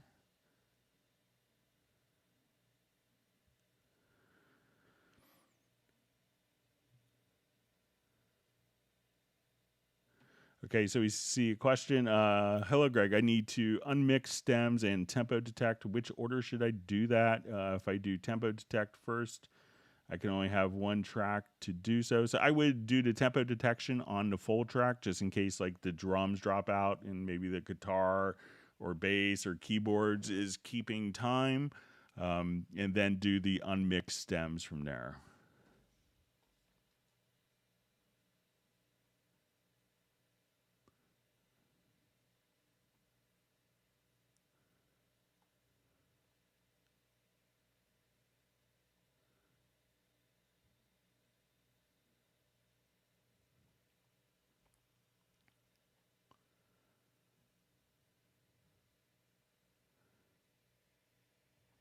All right, so we have Volker saying hi to all Cubase lovers. All right, so we see a question. Do you know of a hardware remote control like the SSL UC1, but something that works with all plugins? So generally, I haven't had any problems with most of my control surfaces controlling plugins. But realize that I think the SSL UC1. I'm not sure if that is like the channel. If it's, I think the UF8 is their kind of Mackie control, and the UC1 is going to be something that's dedicated for like maybe for their dynamics. But most people will just kind of use the generic, the MIDI remote to kind of map out different quick controls. So if you go to the MIDI remote here, so you could use like, have a Nectar, or I have like a Choice Sauce controller or a Nano control. So, sometimes a lot of those are going to be, the gotcha is, let's say you have something that's dedicated. I think SoftTube has something that's kind of dedicated to their particular plugin. You have to load their plugin on every track, but if you do a different plugin, and it's not automatically assigned. So, you can do like mapping of different parameters on different tracks if you wanted to have that all set up. But obviously, I think a lot of those devices want you to, because as soon as if you have, and it's kind of the problem with having dedicated knobs that, if you have 13 knobs and then you can't add a 14th parameter because the control surface is then problematic. So you're kind of limited to hardware, limited to actual hardware configurations, and that limits the software capabilities often. All right. So you see, do I need to set Mellotron MIDI into all? Is it necessary to connect audio directly to audio interface, or can I connect audio to my mixer, so different MIDI channel per instrument sound? So if it's going to be multi-timbral, you could just, You could set the MIDI input to all, so that's all of the different MIDI input ports will send MIDI. And when we look at the output, we could see that the output is then being redirected, let's say, to your Mellotron. You can connect it to your audio interface. So if it's a hardware device, which obviously is what it sounds like you're describing, that could be connected to a mixer if you have a mixer in your setup, or if you wanted to connect it as an audio interface, you could also connect it there and configure it as an external effects input. So when you come over here, we could just say, let's go to our external instruments rather, and then you could just say, okay, I want to add my Mellotron, and I'm using these particular inputs on my audio interface to hear it. You could also have it go directly to a mixer as well.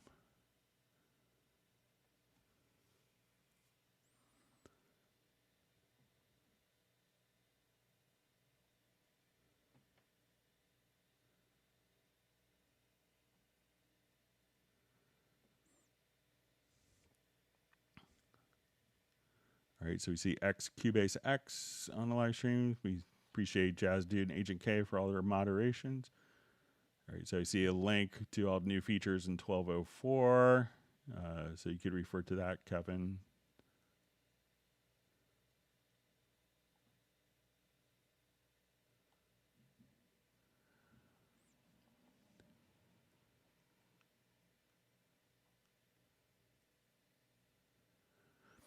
Okay, so we see quick question. My foot pedal has been inverted since yesterday. I rebooted PC, Win 11, Cubase 12 Pro. I seem to recall a fast way to swap this again.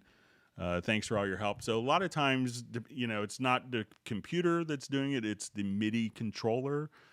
So sometimes what you need to do is unplug it, turn off the controller, turn it on, turn it off, plug it back in, and then turn the controller on. So if it automatically senses the polarity of the foot pedal, that should do it. But if that doesn't work, so it's generally your controller that's set up, so it's not the computer that's doing it. It's the computer is receiving what your controller is transmitting.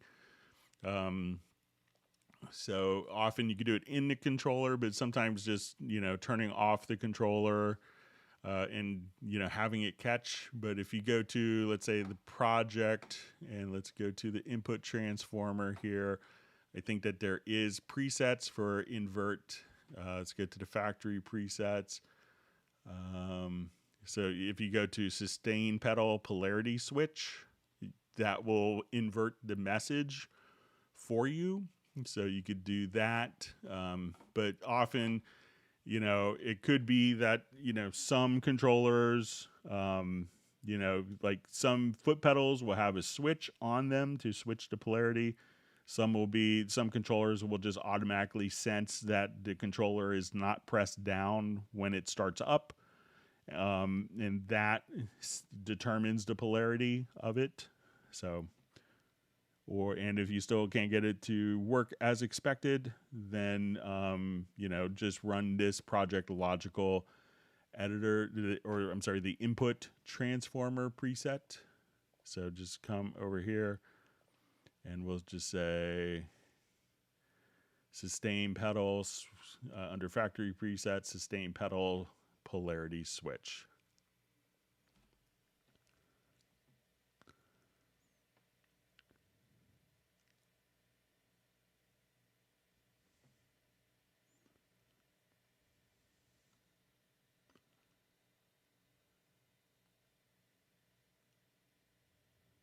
See, Graham Witchers is saying revelation of the weekend was I don't use Groove Agent very much for my recordings. However, it was great working out how to add effects to a snare by going into Edit. All right.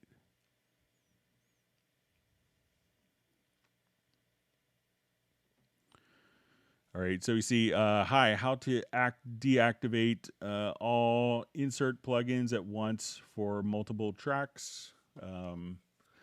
So let's say we have a number of plugins here. Let me just go to my mix console. All right, so I'll just load up some here. .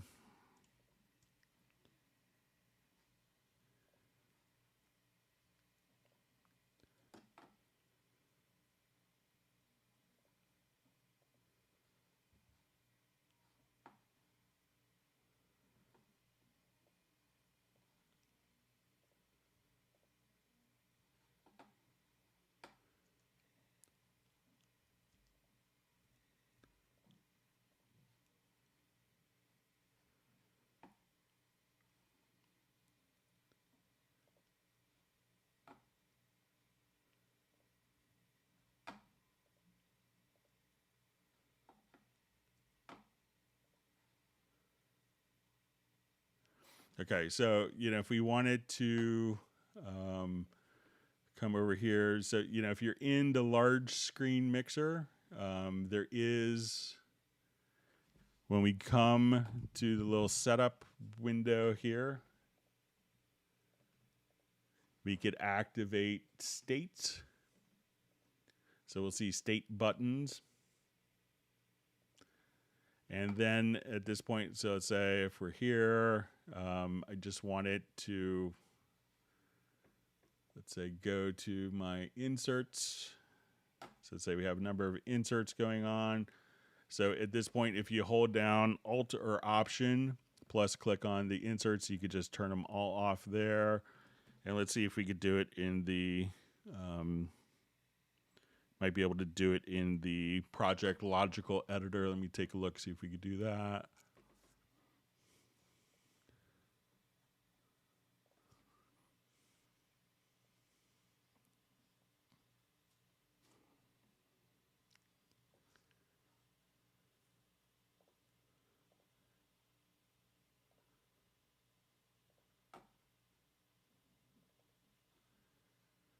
So let's see if we want to say media type is equal,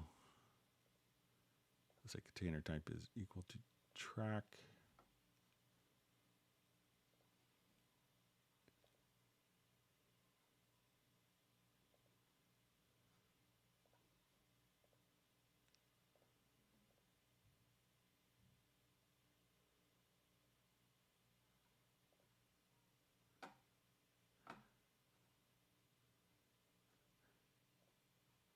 Okay, so say I have all these active, and let's say, so we could also just say container type is equal to track.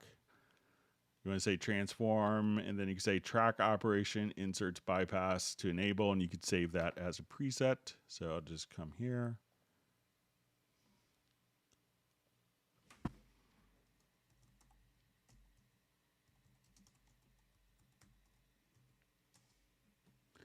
And then you could just call that up with a keyboard shortcut if you wanted to.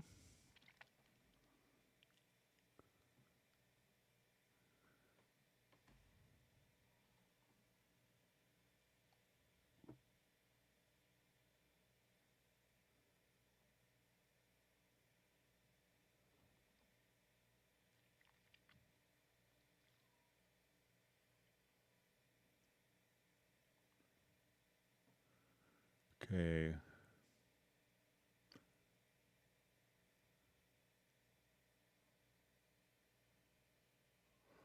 All right, so we see best learning Cubase and producing channel for beginners. I think there's a wealth of information on the youtube.com/Cubase, but check out also One Man and His Song. I think has done like some beginner stuff on Cubase, and I think his teaching style is really wonderful. And he's also did a great series on Halion. All right, so we have a question from MPS Livestream. What are the advantages of using VST System Link? Can a second Mac in another room act as a remote control in the main control room computer? Thanks. So it's we can think of System Link as basically, we can make the analogy to having like two multi-track. If we were to think of old days, if you needed more than 24 tracks and you had a 2-inch 24-track machine, you would get two 2-inch 24-track machines, and then you'd have 47 with one track taken for SMPTE timecode.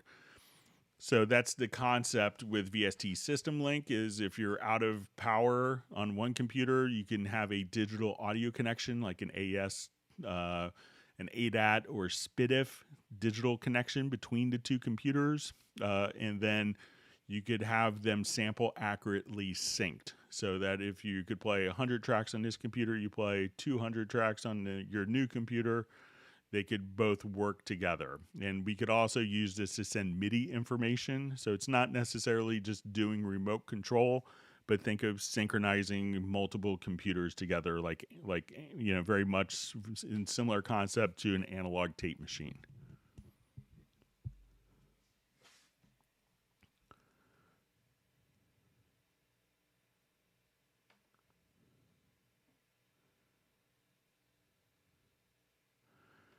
All right, so we have a question. I'm getting some weird behavior when adding plugins to tracks in Cubase Pro 12. I added the Razor plugin to a track and it was grayed out. Couldn't edit it, select another plugin, or remove it. It says the same thing happened when I added plugins such as the Slate Mix Rack. Grayed out, can't use it, have to move it to Post Fader just to delete it. All right, so it's probably these plugins have a... So probably just turn off the constrained delay compensation. So what this does is it bypasses plugins that have a high latency. So if I wanted to come here to this audio track and let's put on a multi-band compressor. All right, and this plugin. So now when I turn this on, you know, what this does is it basically bypasses plugins that have high latency because this is intended to automatically turn on and off plugins. Like, let's say if we're doing a large tracking session and you want to minimize the latency of real-time processing on the recorded chain, what you would do is just activate the constrained delay compensation. So this is probably just turned on. So go to your lower left-hand corner of the transport and turn off constrained delay compensation, and then all your plugins should be working for you, Ray. All right, so we see Daniel has his Mellotron problem solved. Thanks for letting us know. Thanks to Agent K and Jazz Dude for their vigilant modulation. All right, so we see from Cubase X, it says holding down pedal and turning off keyboard and then restarting keyboard did the trick. Thanks. It's always nice when it's something simple like that. Yeah, sometimes like the most frustrating things can be like really simple solutions. All right. All right, so we see question Nuendo 12, 7.14. Is it best to mix in 7.14 and then render Atmos when finished? So if you want it to be played back, you know, in an Atmos configuration, it has dynamic channels, you know, that, you know, where it's going to dynamically map to the speaker configuration. That probably makes the best sense to do that.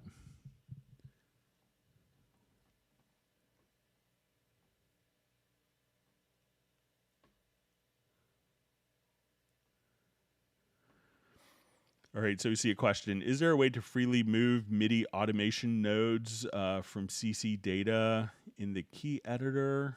All right, so let's say if we have a MIDI track here.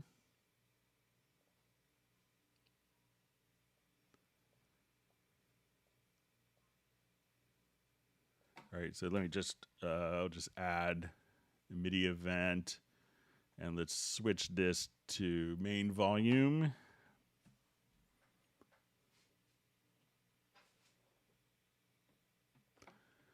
Okay, so let's say I just want to put in. All right, so we have some volume here. All right, so I'll just make sure I'm reading this right. Is there a way to freely move MIDI automation nodes from CC data in the editor? So as soon as I, you know, select a particular node here, you know, we could just use the info line. I'm just using my mouse scroll wheel to adjust. And as we adjust it here, we can say, okay, we see like, you know, 3.1.45, 49. That 49 is the node value there. So once it is selected, you can freely move the nodes like so. So let me know if that's what you want to do. So if you click and add a node, we could see the value indicated right here. So you say, okay, I need that to be 100. And I need the next one to go down to, you know, 23 to catch this expression. At that point, you could just see it in the info line there. So let me know if that is what you wanted to do or if you wanted to turn it into automation, but I think it's really pretty similar.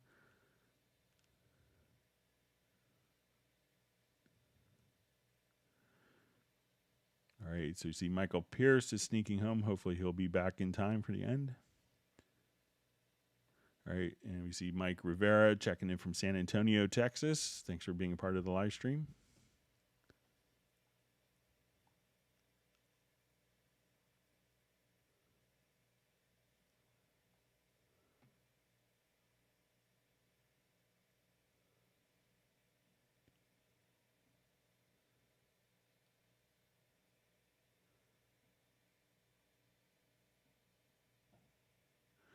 All right, so we see from Vicente Vince Music. Hi, Greg. Last live stream, you said to write an email for you to see my doubt about writing CC data with conflicts in Cubase 12, but I don't know your email. So my email is just clubcubase@steinberg.de, but I was going to show that today. So let's say if we have CC data like this,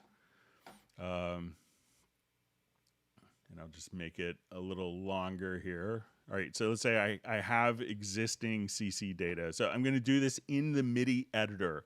So I'm going to do this in the lower zone editor. So I'm going to make sure that we have this turned on. So we're going to record in the MIDI editor. Let's go to the preferences.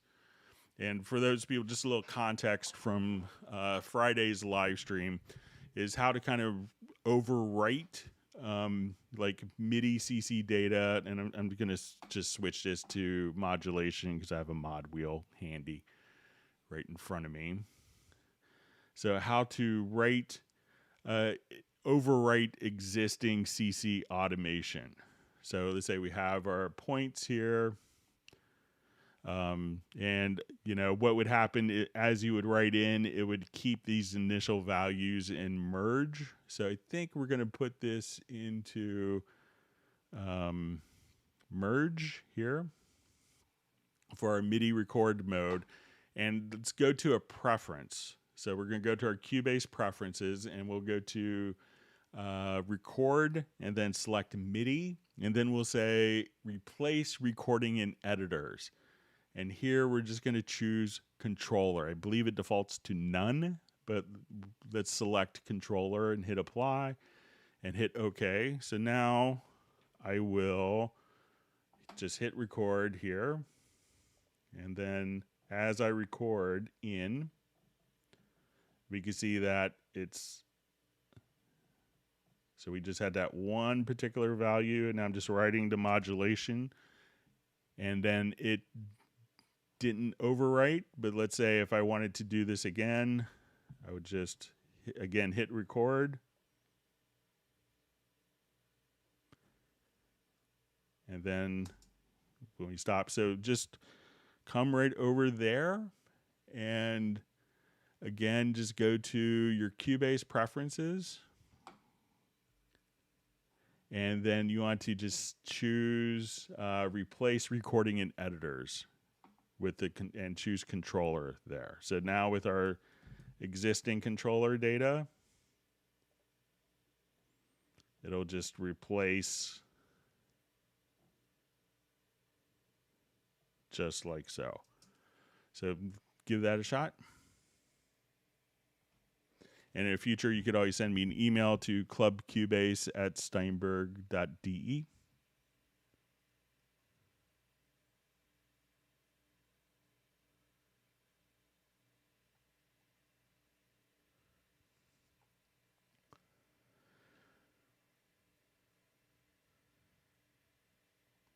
All right, so we see, how do you use multi-oscillators in Halion 6? Which ones use more than one oscillators, or multi-plugins with multi without having to use more than several plug-in Halion 6 patch randomness? All right, so let's come over here, and I'll just load up a quick Halion.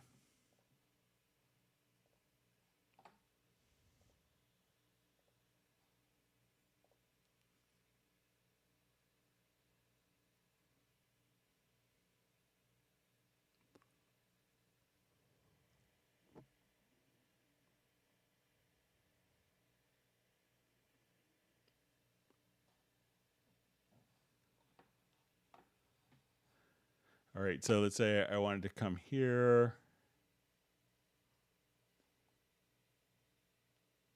We'll do new zone. All right, so we'll just come over here. So, as we just want to, add, multiple oscillators here. So we could just, just come right over here. So you could just choose your various oscillators. So you could have, 3 oscillators, plus a sub, a ring, and a noise oscillator. So you could just do this all directly here. And let's say if you wanted to, for each of these to sound thicker, we could just enable kind of a multi-oscillator on the 3 main oscillators here as well. So you could get all of that in, and then if you wanted to add, another zone, you could, incorporate multiple elements all right there.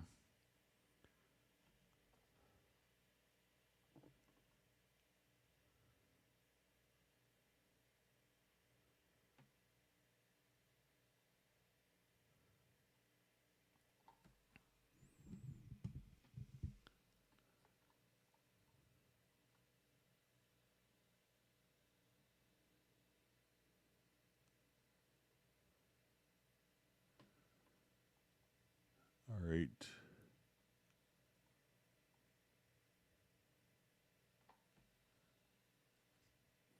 All right, so we have Fender Shander on.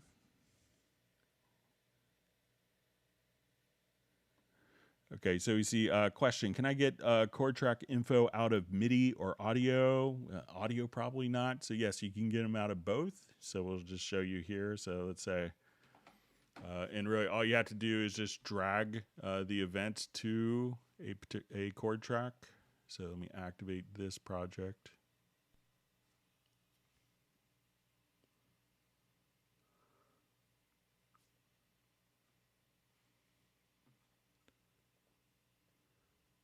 So we have an empty chord track here. I have a guitar part here.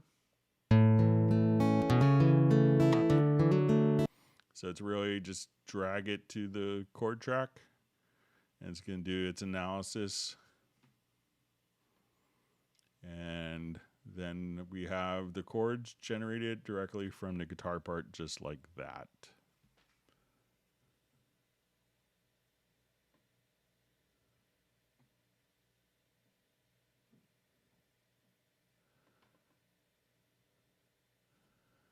All right, so you just see, is this feature available on the mobile app? So I'm not sure which feature you're talking about, but if you let me know, I may be able to answer.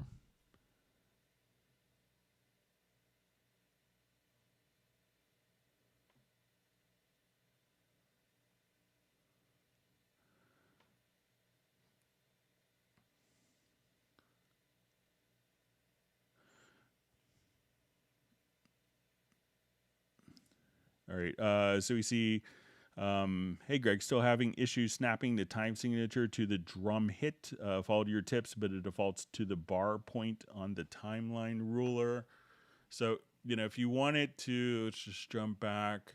So what I did in this scenario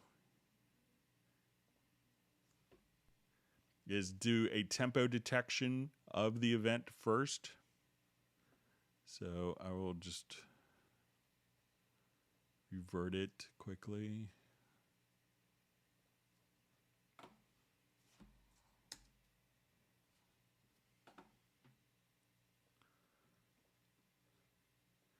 All right, so say, it's like a...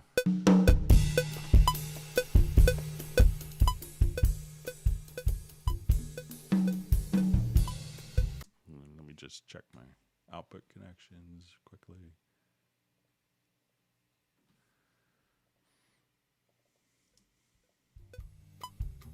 So as we're listening to it here, so once we do a tempo detection, then the grid will match the actual event. So let me just set this.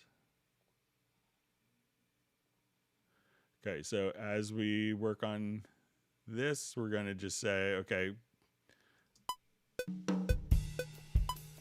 So it's not aligned with the tempo, but once we do the tempo detection, so again, project, analyze, this will move all the measures to the beats. I'll do a quick offbeat correction. So then now we have this particular, grid automatically defined. Now, if you haven't done that, so let's say I'm just starting here, I could, just say, okay, roughly, if I don't want to do, I'll show you something here real quick.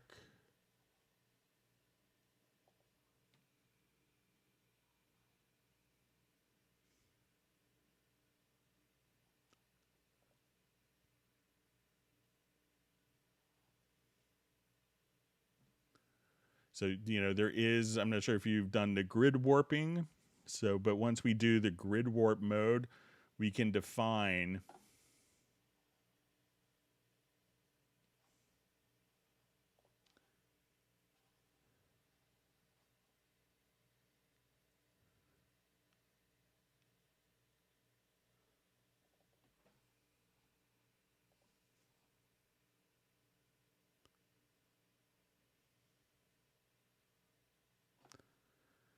So, what you could do is just grab this tool here, and this is our time warp tool, and you could set it to warp grid, and then you could just move the grid to, the various points. So you can say, this is where my drums start right here. That's where measure 5 is. This is where measure 6 is. And then at that point, you could define this, and then as we add a signature track, then you could just have it automatically snap to there. So obviously you want the signature track to be on beat, because you don't put a 3/4 measure in the middle of a 4/4 measure.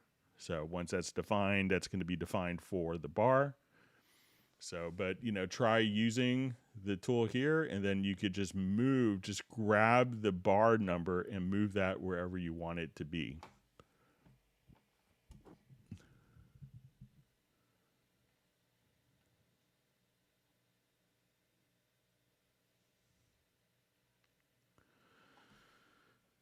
All right, so you see question: when using Spectral Layers to edit an audio event from within Cubase, ARA style, I end up with a severely bloated .cpr file, sometimes into the gigabytes.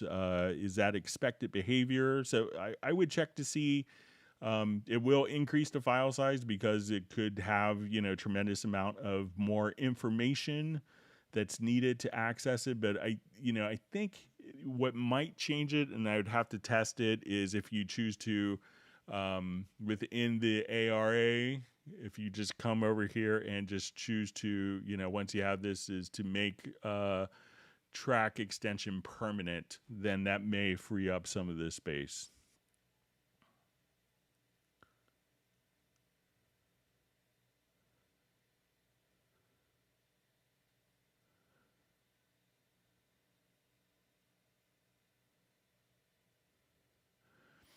All right, so we see question, Halion track, MIDI 1 has a piano loaded, recorded data. Added second instrument in Halion, added 2 MIDI tracks, 1 and 2 respective. If I now play recorded MIDI data, I don't hear second instrument. All right, so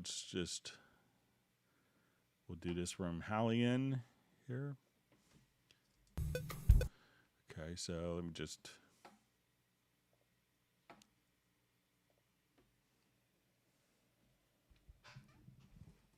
It's be very similar for Halion Sonic or Halion Sonic SE.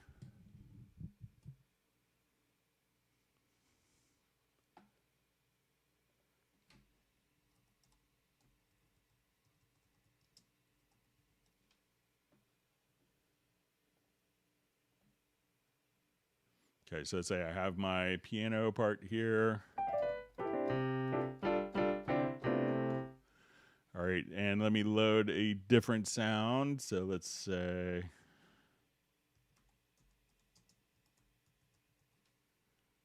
I'll load this into channel 2. All right, so we still hear the piano. All right, but we're not hearing the Rhodes, which I can hear if I play the keys here. So what I need to do is to add a MIDI track. And that's if we're starting from an instrument track. So now, and if I record it, and once you do that, make sure that you hit record enable. And if I wanted to hear both, so now we see both sounds. And if I wanted to be more creative, I could say, okay, I want the piano to be an octave lower.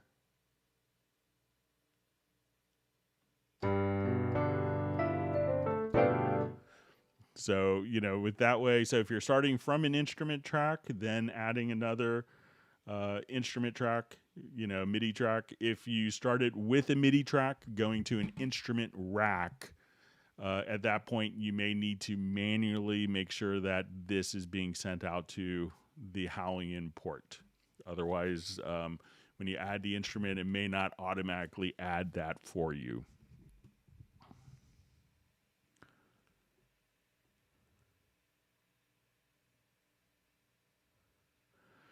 All right, so we see question. Somebody told me it's possible to get pink or other colors in some VST synths. I'm looking for a white noise generator. It should be somewhere. So if you want this, you know, I don't know if you need it in a synth, but if you wanted to just add an audio track, okay, let's go to the inserts, and then you'll see under the tools area that you'll have a test generator. And you could say, okay, I want white or pink noise. So at this point, you could just, so say you want white noise, and you could set the levels here accordingly. So you could have kind of a white noise generator directly inside. So I'm not sure if you need to play the generator. You know, if you needed to do that, you know, we could create an instrument just like we showed previously with the oscillators, and there's a noise generator inside of Halion, for instance.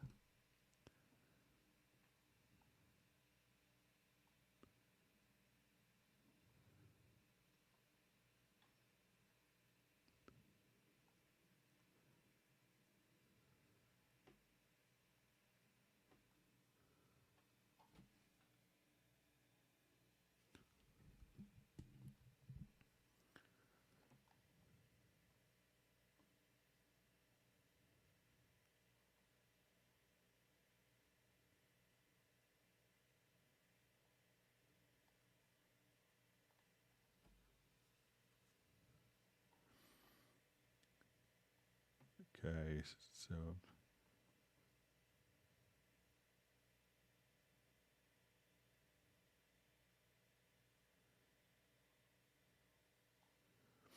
all right, so we see from Elevation, thanks for all the Club Cubase live streams, guys. Love watching them and rewatching them. Learned a lot, Greg. So thank you for the kind words. It says he will have a question one of these days. Yeah. All right, and it's Mike from Detroit. Thanks for logging in. Yeah, I think we'll be, in maybe a couple months, we'll have our 250th live stream during pandemic coming up, maybe 6 to 8 weeks or so. I'll have to do the math on it.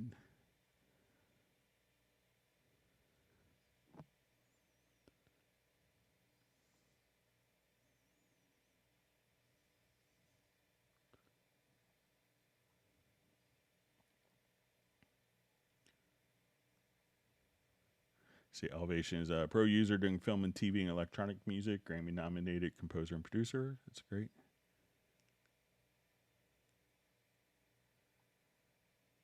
See that Jazz Dude and Agent K are very active today with moderation. Thank you for that.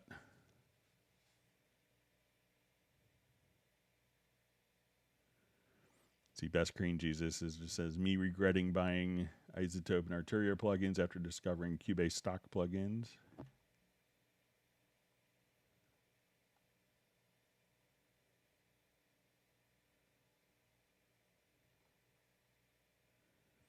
Elevation is mentioning he's a recovering Logic Pro user, so.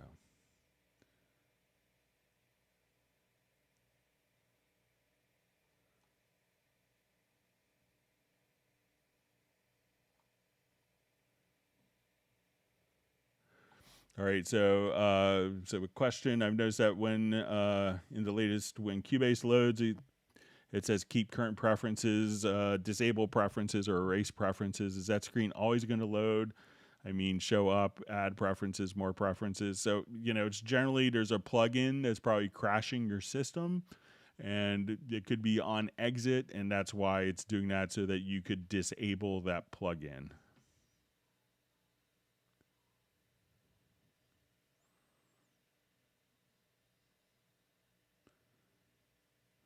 Elevation just saying, once I discovered the depth, accuracy, and audio transparency that Steinberg, Cubase, and their other products are, I just lost my mind and deleted Logic Pro. All right. Well, welcome to the Steinberg family. All right, we see Michael Teams from Weatherford, Texas.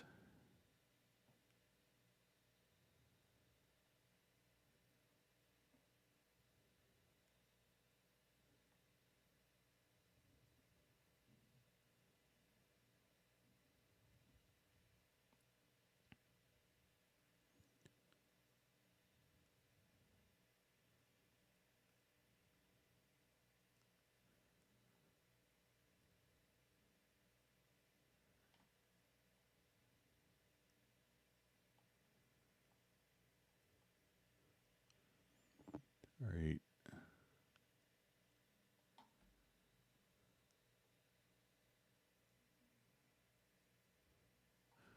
All right, so to see, I have some vocals that from a previous recorded in Cubase Pro artists, and have you said Spectral Layers Light could show how to fix a vocal maybe you have done and make it sound better. I am a new Secly.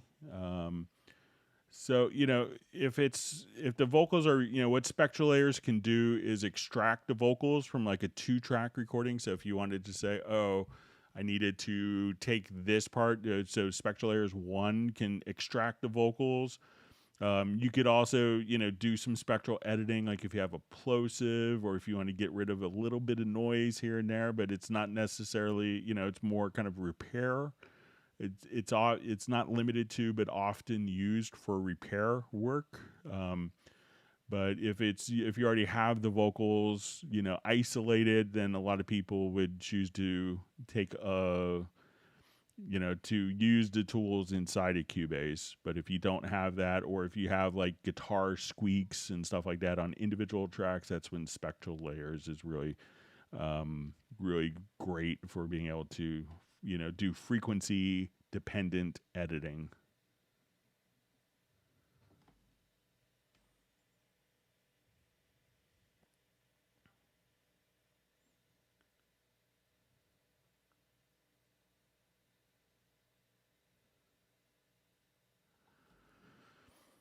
Okay, so you see follow up on the Halion questions, but I did one thing different. I recorded data before I added the second instrument. I now want to hear the recorded data on both instruments now. Okay, so let's say if, so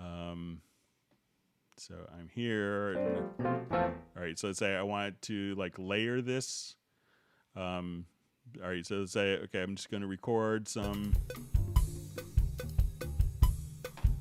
mute this. All right, so let's go ahead and record. All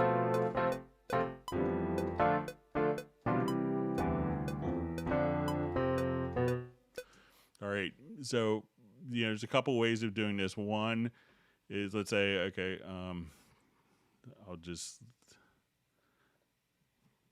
record only the one track. So we'll just come here. This is the only one that's armed for record.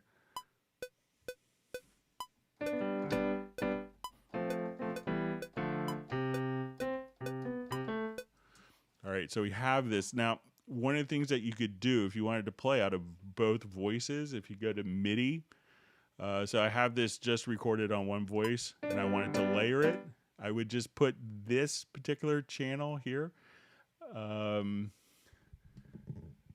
All right, so we'll just say where it sets to A2. We want to just put this to A channel 1. And now when I play back this one track,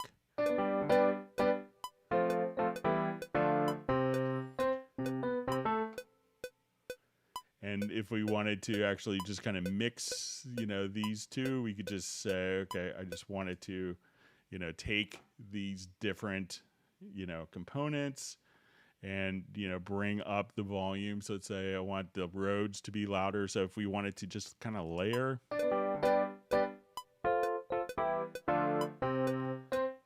and you could always just, copy the events down as well. So if we wanted to just make a copy, you could do that and just kind of, and if you wanted to group these together. So now when we make an edit in one, that the edit will be applied to both tracks. So you don't have to have it on two different ones, but you could layer up to 64 different sounds in one instance of Halion. So you could just stack them directly there. So let me know if that's helpful for you, Cubase X.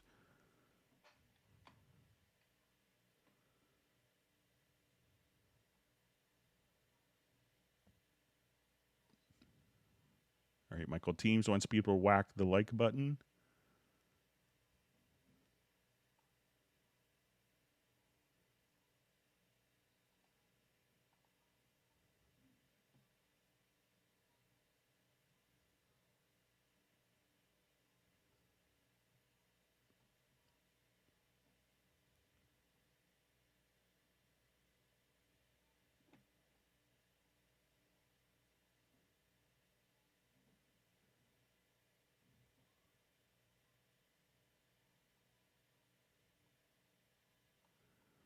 All right, let's see where we are.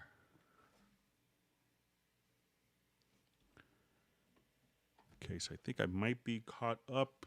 Let me just see.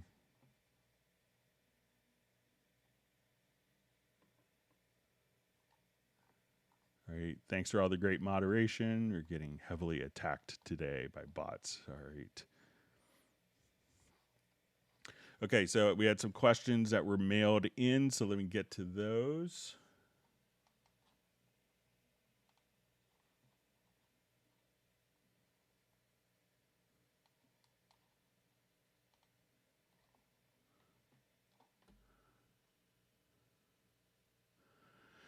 Okay, so we have a question. I have a project that originally was recorded at 24-bit 44.1K. I'm using some plugins that do not use oversampling, and since my computer is powerful enough, I would like to change my project to 24-bit 88.2 with the purpose of reducing aliasing and record some additional tracks at higher resolution. What would be the best way to convert the files and the whole project to the new resolution? Do I need to apply any type of dithering? Thanks for your help. You're the greatest, Lewis. Okay, so let's say we'll take, I'll open up a different project here.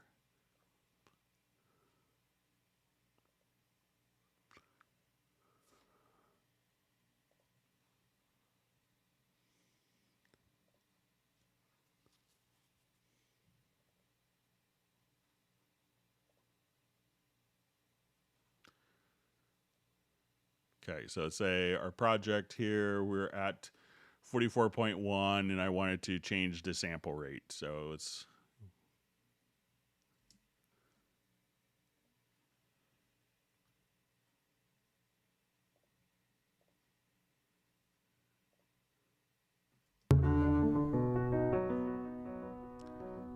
Okay, so what I want to do, and the best way that I found is the most straightforward way, and I've had a lot of people do this because they may need to down mix for mixing in Dolby Atmos to 48K from 96 or 192.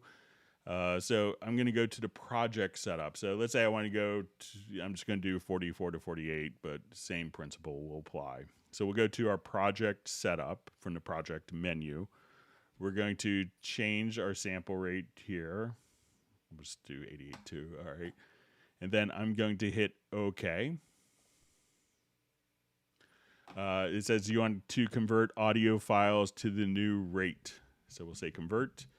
Do you want to keep the source files in the pool directory? This will allow me to keep the original sample rate files in, which can't be a bad thing unless you're really hard up for hard disk space. And it says, do you want to keep the audio events at the sample positions? So here, I think we'll choose no. And now when we play back,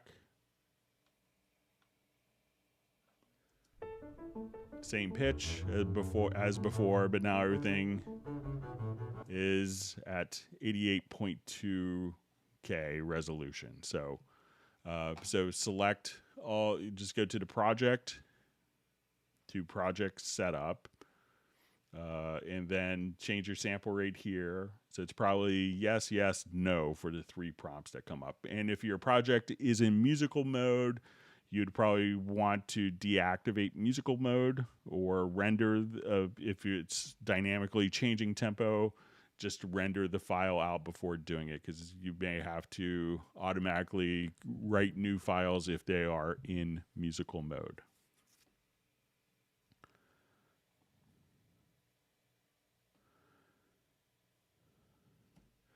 All right, so we have a question. Hi, Greg. When an instrument is loaded, example, 1 finger funk slap bass, which key switch is then set as default? My workaround is to change the key switch one by one and listen. Very time consuming. It says, for knowing the key switches, I want to ensure in MIDI that the correct key switch is used. It is easy for the key switch to be lost when using arpeggiators, especially on bass. Key switches are close to lowest tone for bass. All right, so let's go ahead and load up. Oh, good. Close this project. Okay, so let's say we'll activate this one and we'll open up the 1 finger funk bass.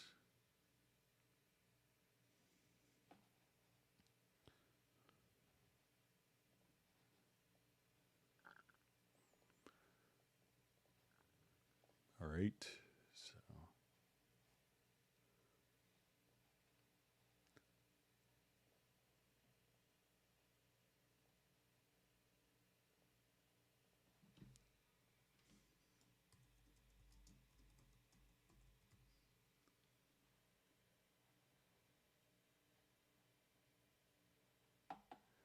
okay, so here's our preset.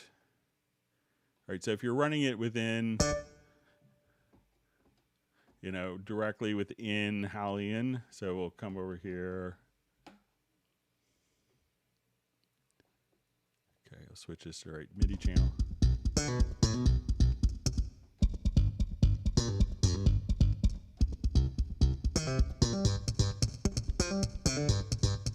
All right, so now the question is like which key switch. So generally it's always going to default to the very first key switch.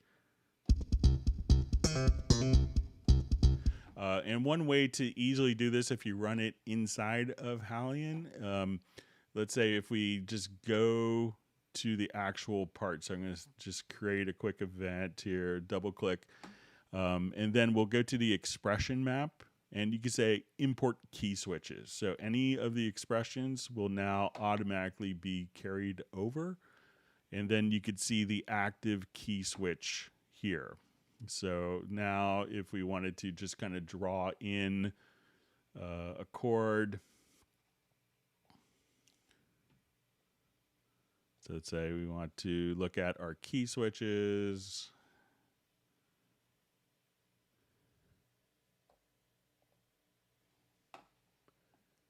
And I'll just make this.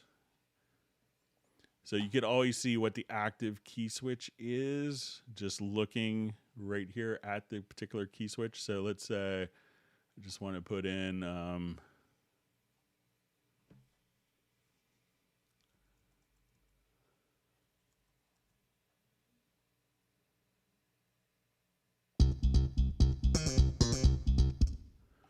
so at this point we could just say, okay, I want this to do kind of a slap. And then we could just, you know, enter in. So it's going to default to the key switch, to the default key switch.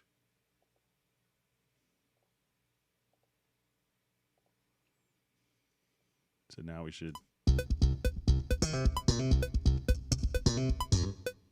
So at that rate, we could just have it automatically switch to different key switches.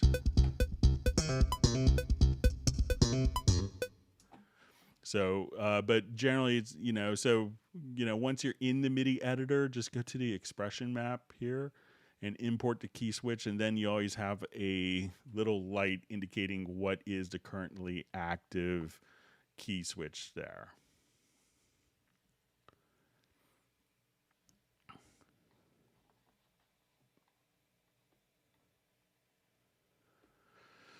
Okay, so just see a question. Let me just open up different project for this. All right. So we dealt with this issue before, but I feel it's worth to have another go at it. Cubase treats shuttling incorrectly. This video clip describes a difference between shuttling and jogging, and he'd sent kind of in a video program, a little video clip.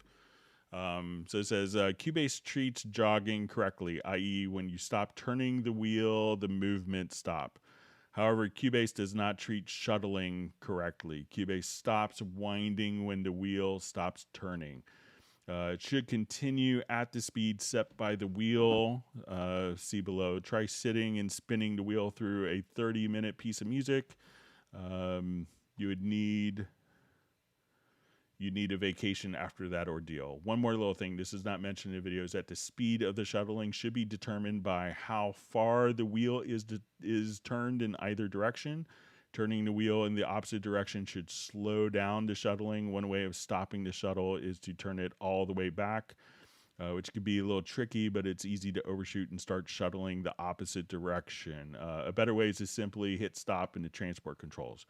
Cubase needs shuttling as a slightly speeded up and muted jogging. This has been the case for as long as I remember and makes the feature unusable. This may not be a topic for the Hangout, but it would be greatly appreciated if you could forward this. I consider a bug to the developers so that we can finally have a correctly functioning shuttle in Cubase. All right, so I think this works. I'm just going to use my CC 121, but I think maybe you're confusing scrubbing with shuttling. So I'm going to go to my CC 121 here because this is. And I'm just going to hit my jog wheel. So now I'm going to put it into, let's say I have my project here and I'm playing my project. And our first kiss, there was no. So if I wanted to jog, I could move the playhead. So I'm jogging the playhead with my wheel on my CC 121. Okay. Now if I want to set it to scrub,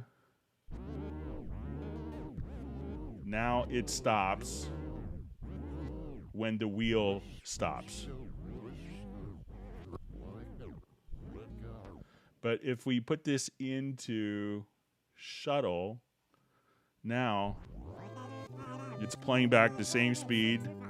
I move it the opposite direction to slow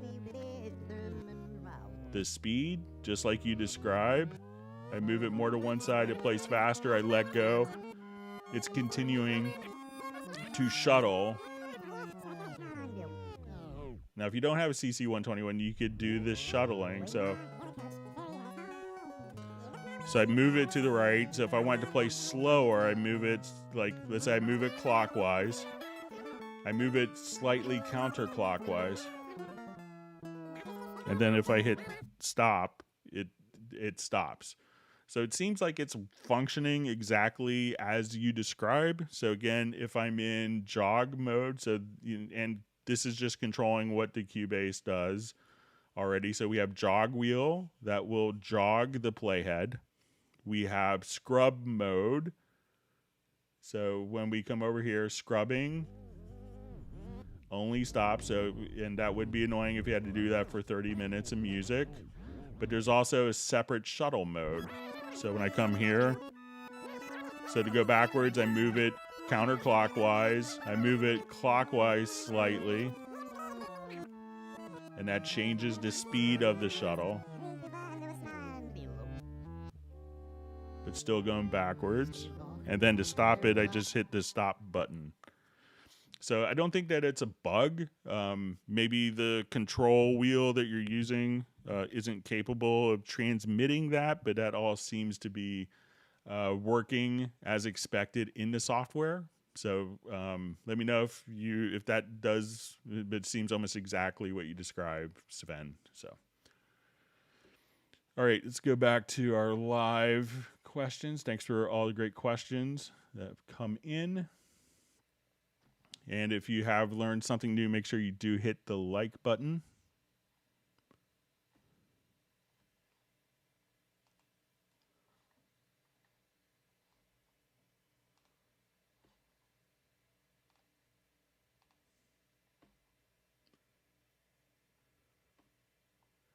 All right, try to catch up.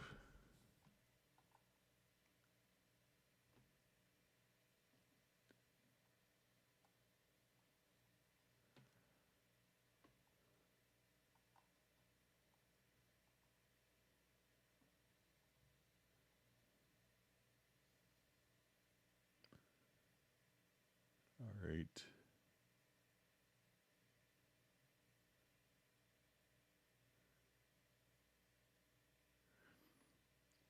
All right, we see Michael Teams is recovering from a power outage. Glad you got your power back. That's always nice during the summer.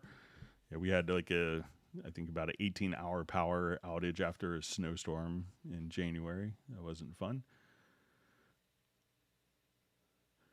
All right. Hi, Greg. Have you seen Cubase Nuendo tools being used in unintended but cool ways that you could share with us? I thought Donny Osmond, who's incredibly technical and just a wonderful guy, set up his whole live show where he had, like some backing tracks, like front of house console, automated videos, playing VST instruments, sending choreography cues to his in-ear monitors. All from Cubase. So while most people think of it as a composition tool, he did kind of a whole Vegas Broadway show based around Cubase. So that was pretty slick to watch that. But it's always interesting. It's been fascinating watching Stevie Wonder work. Just because, being blind and non-visual, and you realize that he's faster than, almost anybody else with Cubase, just because he knows his keyboard shortcuts really well. Try to think of anything else that comes to mind. I probably in a couple minutes I'll think of some other stuff, but like we had like really interesting uses of forensic audio stuff in our WaveLab program. I did some forensic audio for Don King, the boxing promoter, for a trial he was involved with, which was kind of fun and paid great until I got subpoenaed to go to federal court in New York City. So, but I'm sure I'll come up with some other ones, but.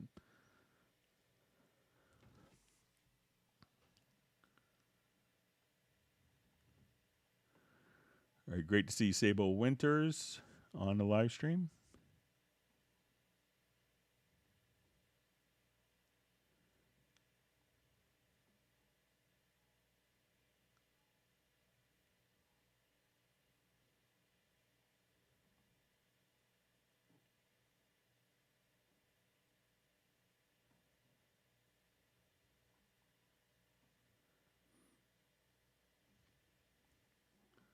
All right, reading.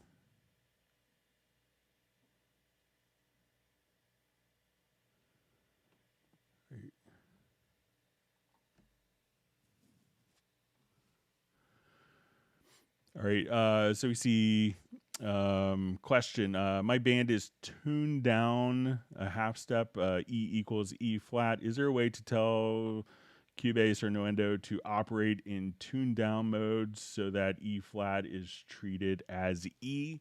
So, really, recording the audio is not going to be any problem with that. Where it could be problematic is just with MIDI. So let's say if I want to take like this piano part here. Did we win? Seems like a So if I wanted to just have this, play down, I would go to MIDI modifiers. So, and we'll look at the piano roll here. So when I go to my MIDI modifiers on the track,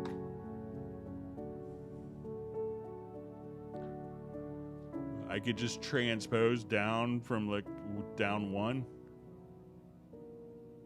So you notice that as we do this, it's just on playback. So it's not actually moving the notes. So they're still playing like an E, or let's say A, but it's now sounding in A flat. So now if I want to transpose up, so this is our original key. So notice that as I transpose, it's just doing it on playback, which will be like tuning your MIDI down. So you would play in the key of E, and it's going to sound in the key of E flat. And that's always great until your piano player or someone playing keys has perfect pitch and it just totally wigs them out that the key that they're playing is off.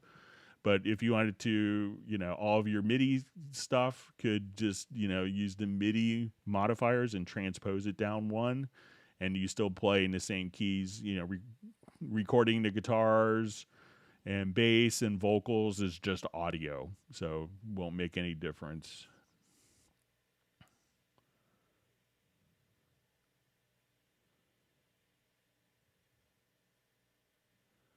See, Michael Teams is lucky it cooled down to 99 degrees for him in Texas. All right.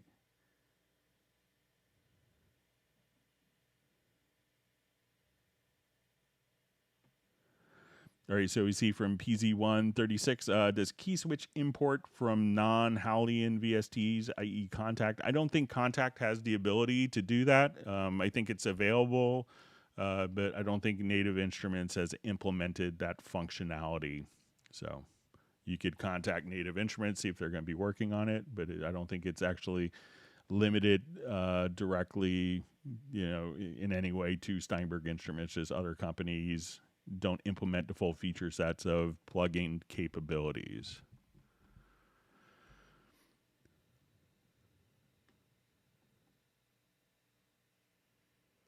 All right, so we see question. Hi, Greg. Sometimes my Cubase Pro stops recording automation when using VST instruments, particularly Arturia V collection. Sometimes it works fine. Sometimes it doesn't record anything. Any insights? So make sure that when I'm just seeing if, so check to see if, it really could depend on, I'm not sure if you're recording the automation from a controller or directly from within, if you're just moving the knobs on the software plugin. If it's being recorded from a controller, it might be that the controller is being utilized in perhaps a different, for like a MIDI remote, and is not configured for, like those settings are configured for the MIDI remote and not necessarily accessible for the plugin. So maybe it's kind of like spoken for, or I don't know if you're recording, directly from the, like moving a knob in the software. So if you could let me know which way you're recording the parameters, that would be helpful.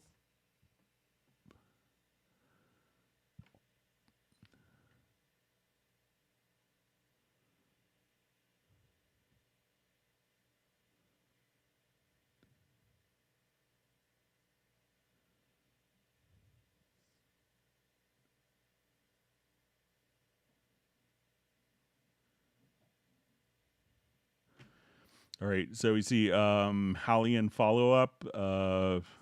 how can I play recorded track on multiple instruments in one Halion instance? Okay, so let's go ahead and add.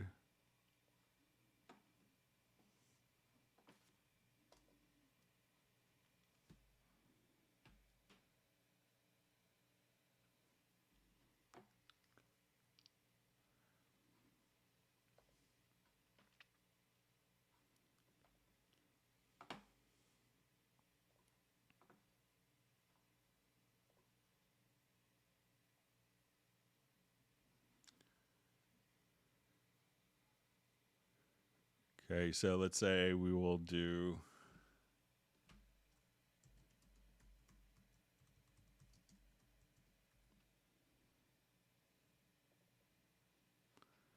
Okay, so we'll start off with our piano. All right.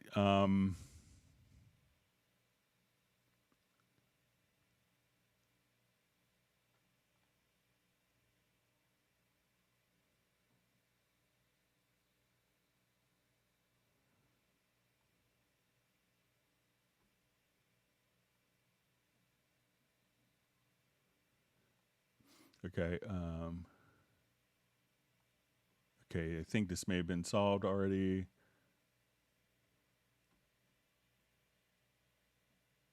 Okay, so I just see, okay, from Cubase X just saying, thanks, Greg. Now I can play recorded track on multiple instruments to one Halion instance. So I think you're okay with that.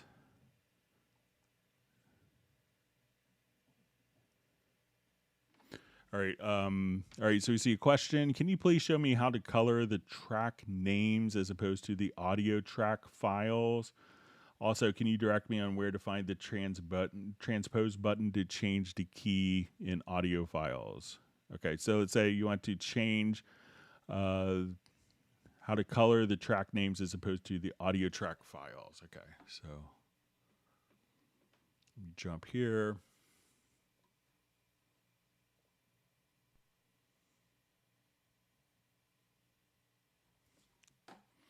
All right, so let's say if you want to color this area but not carry it over into the actual events, let's go to preferences.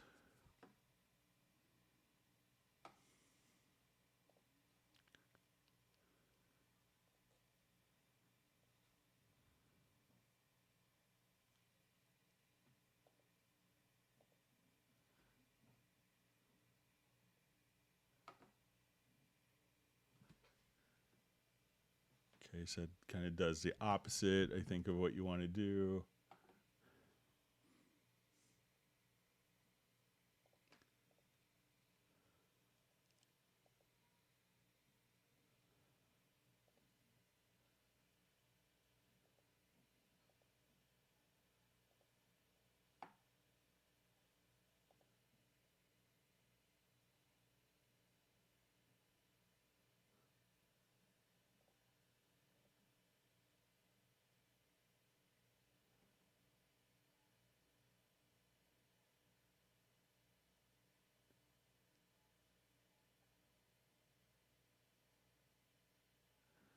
Okay, so let me just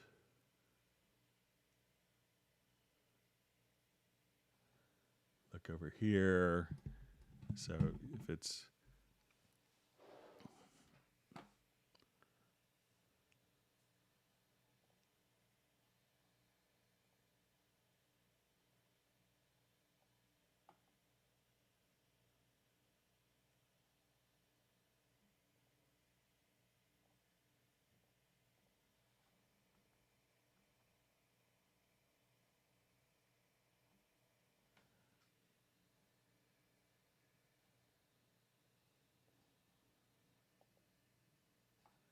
okay, so you could do event opacity.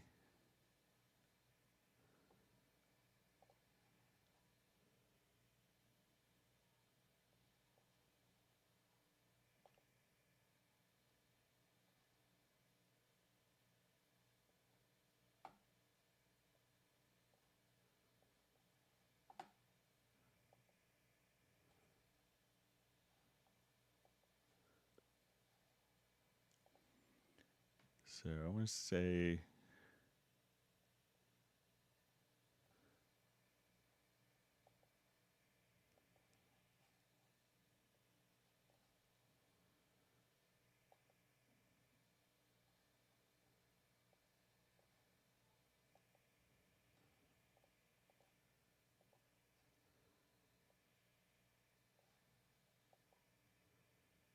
So we could change the opacity. Let me just see if I can.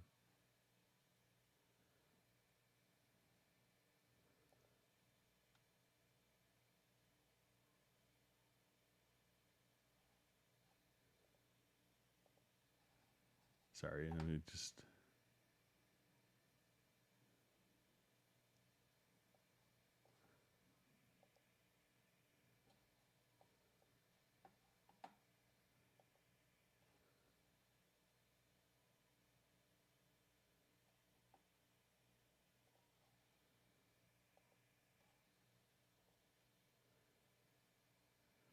So I don't know. I'm just trying to think of a way, and just I know that we can kind of do the opposite when we come here.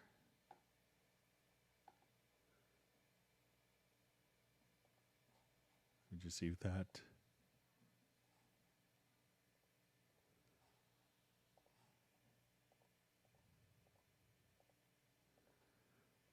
I guess you could probably come up with the events and maybe just change the color of particular events to a particular color. So you could do that, but I could play around with it if you want to email me to clubcubase@steinberg.de. See, Uno Momento is 60 degrees Fahrenheit in Finland. Sounds pretty good.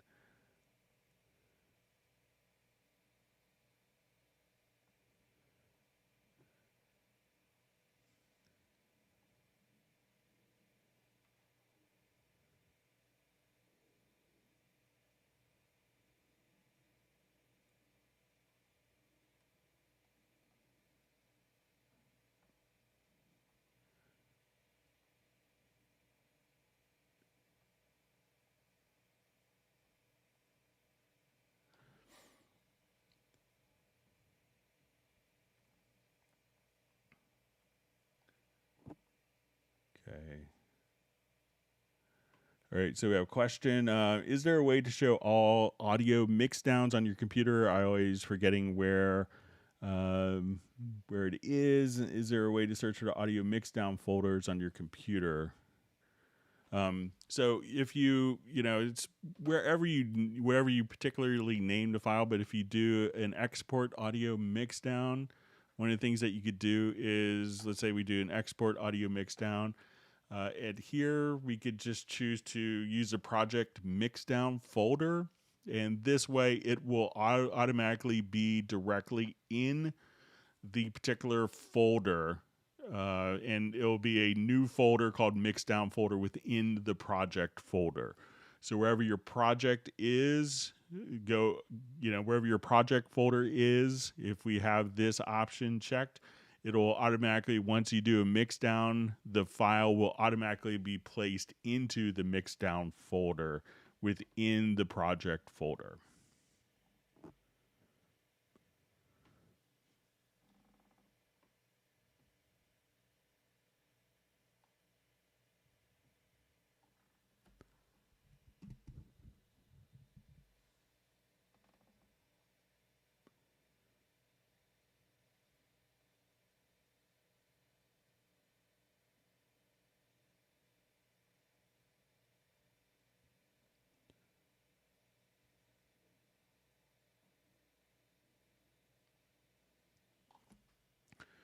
All right, so we see, I actually don't want to transpose audio MIDI, but rather have Cubase, Nuendo think that E flat is E.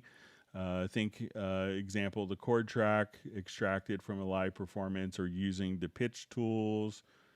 So there necessarily isn't a way to do that. I mean, you could transpose the chord track. So if you have a number of chords, You know, so, but, you know, if you're going to be doing pitch correction, then it's going to, you know, and if you're in E flat, you would just tune to E flat. But generally, most of the time, you're going to be doing pitch correction and, you know, not necessarily jumping, you're going to be kind of working 95% of the time within the semitone, so you're just going to move it to being on pitch. But there isn't a way to put it in drop tune mode per se.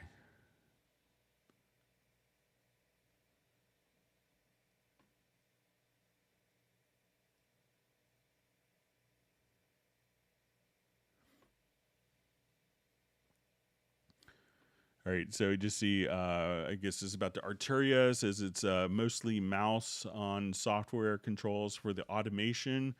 So I don't know if it's, you know, see if you find it, you know, primarily with the Arturia plugins or if it's with all plugins. If it's going to be primarily with, you know, one particular family of plugins, it may be an issue with that plugin. Maybe certain things aren't automatable if the function isn't currently available in the instrument or something, some internal design like that.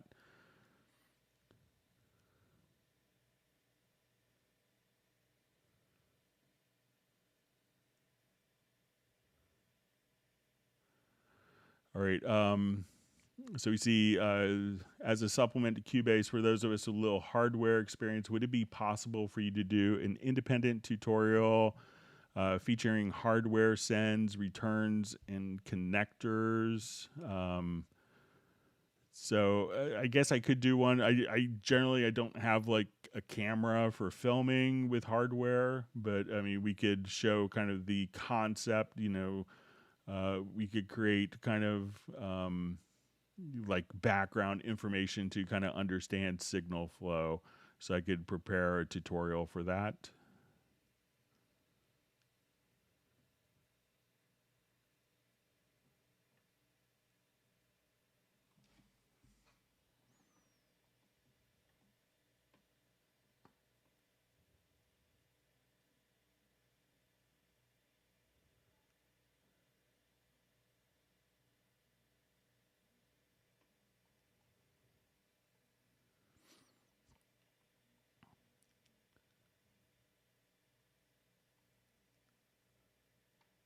Right, my chat field just jumped on me. So sorry.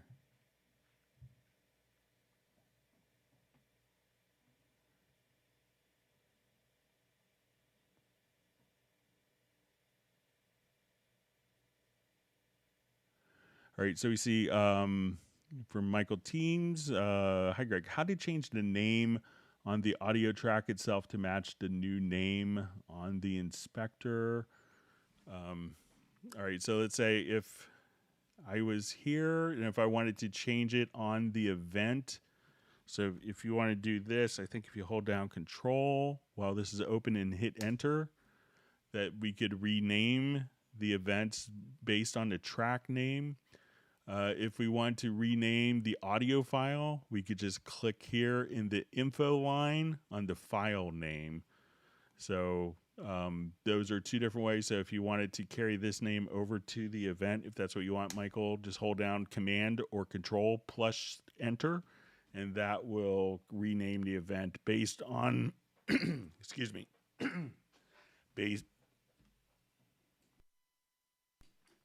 that will rename it based on the track here. So let me know if I got that backwards.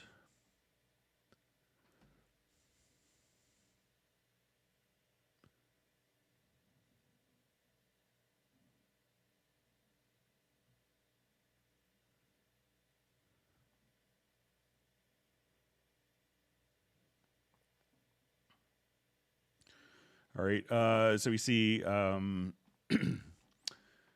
have a UR22C, and does it always high pass filter at 40 hertz? So I can really don't get the lower lows. So I don't think so, but let's go ahead and just take a look. I think we'll do the DSP mix effects, and there may be a switch.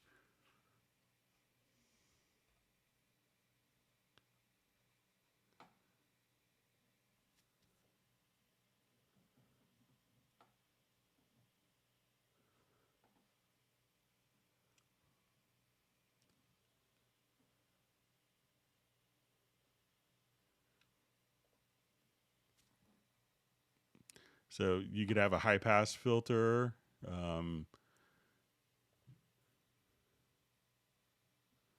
So I don't think you have to have that on, but I don't think it's going to.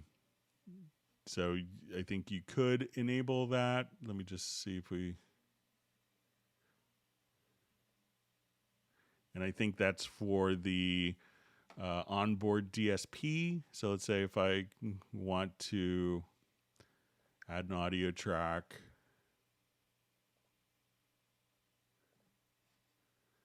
And we get to our UR24C. So it's when this is active. So when the high pass filter is turned on, that's when the setting is activated. But if you're recording without that turned on, it's going to capture the full frequency range, I believe. So.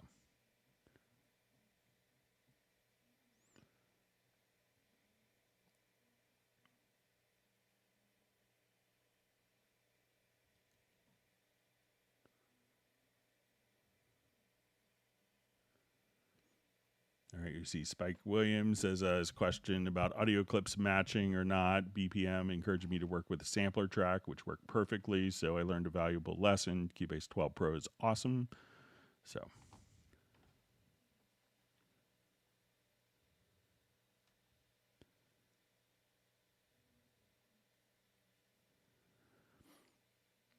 All right, so you just see, you know, with the high pass filter, it says, no, I don't, but I feel like I need to get a new interface for really low, heavy mixes, EDM, hardstyle, hip hop. So again, that's only when the high pass filter is enabled. So don't worry about it.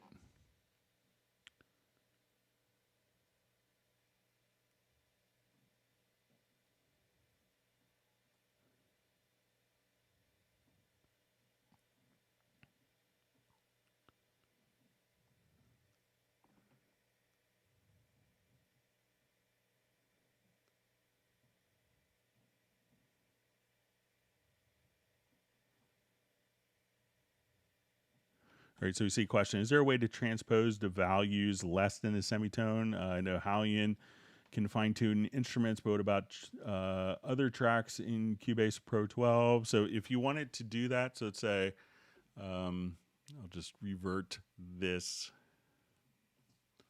So yeah, there's a fine-tune control. So let's say if I was playing this, and I wanted to, so we see transpose, which would be by semitones. And if I wanted to do, this would be sense. So now we go. So you have the fine tune amount is sense, and this is semitones here. So if I put this back to 0,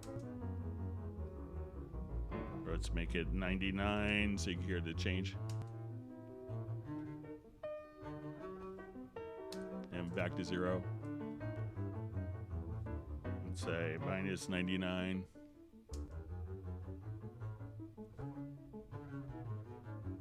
We got 99, so we'll go basically almost a whole tone up.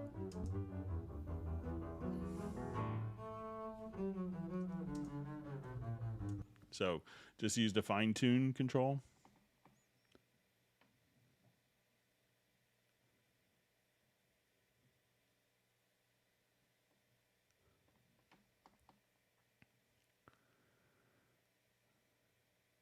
All right, just reading through comments. So thanks for all the great questions.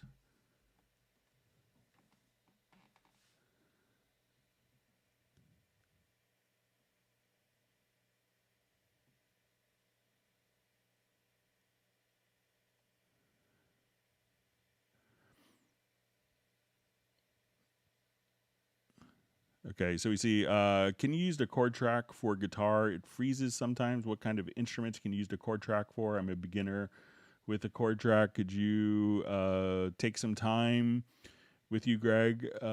So the chord track, when you're working with audio, is not going to deal with chords. It's only going to be designed to work with like a monophonic audio source, such as a vocal, a saxophone, a bass, a lead line. So it's not intended to work with chords. So if you have an A major chord on your guitar and you put in an A minor, it's the chord track isn't designed for that. So it's going to be monophonic audio.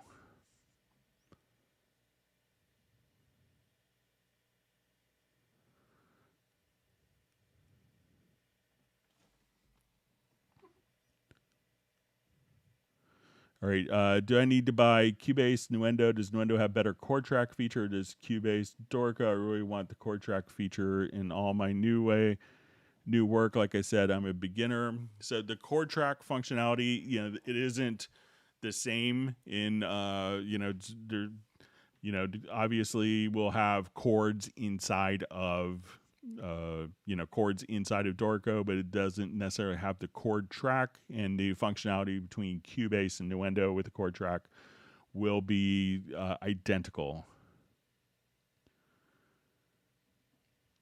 All right, so a question: can you use the chord track feature for non-Steinberg plugins? Yes, so chord track will work, with MIDI data or any audio. So.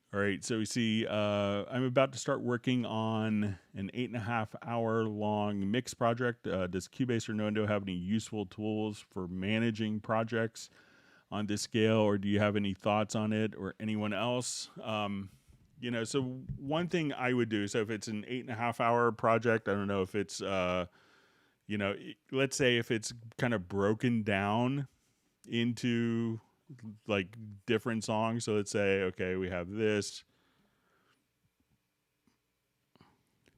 A lot of times when we work with more concert performances, and I've done some concerts, like I think when we did Eric Clapton's Crossroads, I was an engineer on that in 2004. It was 17 hours of recording. So like kind of one contiguous audio file. So if you have this, so a lot of times people may choose just for their sanity to break it up. So what I would do is maybe if you have multiple songs, maybe just come over here or multiple cues, I would just come over here and we'll add, let's say, a marker track.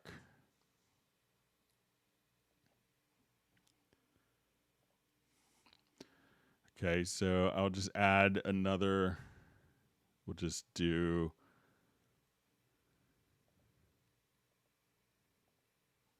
another marker track. I have some markers in there already. Okay, so I would just come over here and let's say, once, like this is song 1, and I would just add cycle markers.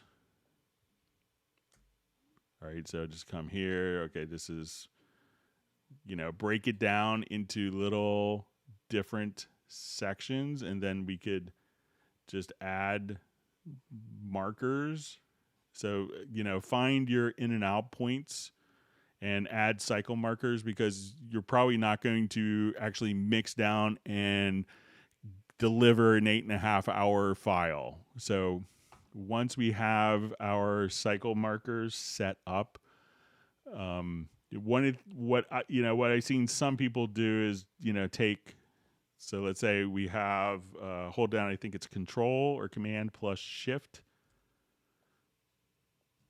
And let's say with the range tool.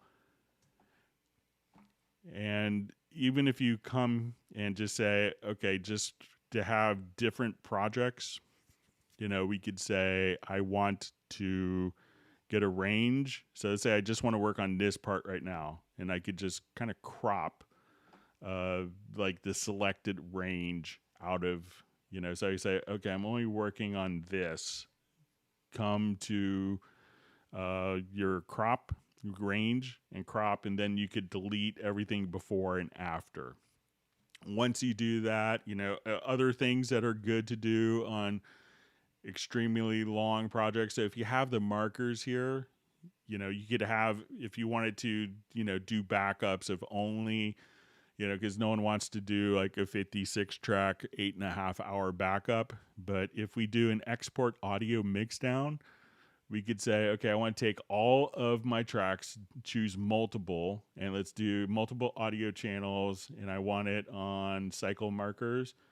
And now I could just break down, each of the cycle markers. I could place it into its own folder for each song so that I could have my original 8.5 hour session, and then I could have a separate session for each song. So just in case you're going crazy and, it's easy to get lost in navigation on such long projects. But if you do a batch export and base that on cycle markers, we could now, even when we go to the naming conventions, you could choose to, come right over here and choose like the marker name. So let's say if I just wanted to come, we could say, okay, I want the cycle marker name. So if the cycle markers are named for each song or each cue, at that point, all of the audio files could be like whatever the name of the song could be automatically be carried over from the cycle marker as well. So if you have the option to create cycle markers and then export based on those, sometimes working with, a smaller subset of the files could be a little more manageable, especially sometimes dealing with large files and image files, depending how much memory you have, sometimes the waveform images. So, define each one by cycle markers and, just sit there and just do a batch export. And then you could have everything with the marker names and import all the files and just kind of go from there. So otherwise it could be, it's going to be so easy to get kind of lost and disoriented with such long files, like in the heat of the mix and like the 9th hour of the mix when you're going crazy. It's like, did I do this song already? So give those things a try. And good luck with the project, Michael.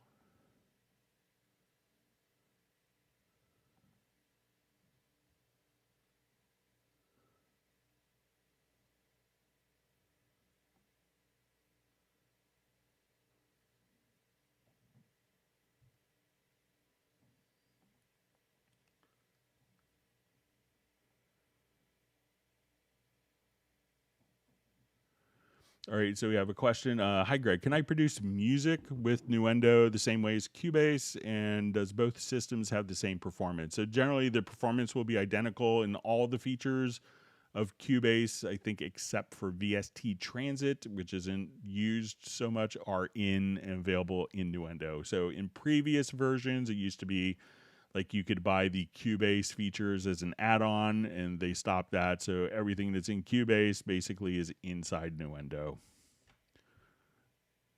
Because that was just pretty much how workflows were going. People were like, oh, I need to do this today. I need to be music. I need to do post-production. I need to do dialogue. So one tool for everything.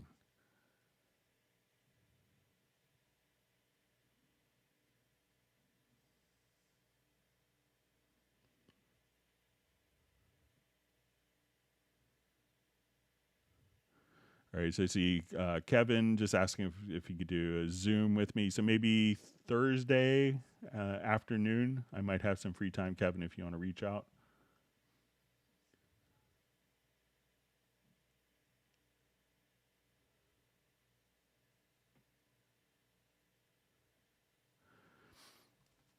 All right, so we see is the question, is there an automatic way to do tempo match in a timeline in bars only? So the automatic tempo detection is going to do, it's going to determine the tempo based on the beat. So not in bars only, but obviously each beat, because it doesn't necessarily know if the project is in 3/4, 4/4, or 6/8.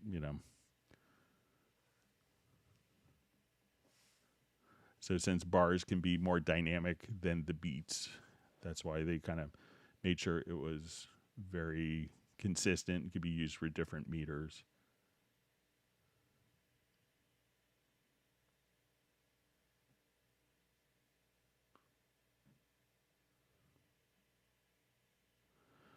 All right, so it says, I know I keep asking questions. I'm a beginner. Can the Cubase make chord tracks in Line 6 Helix native stuff, what Steinberg Yamaha owns? Could they come out with a way to use a chord track on Helix?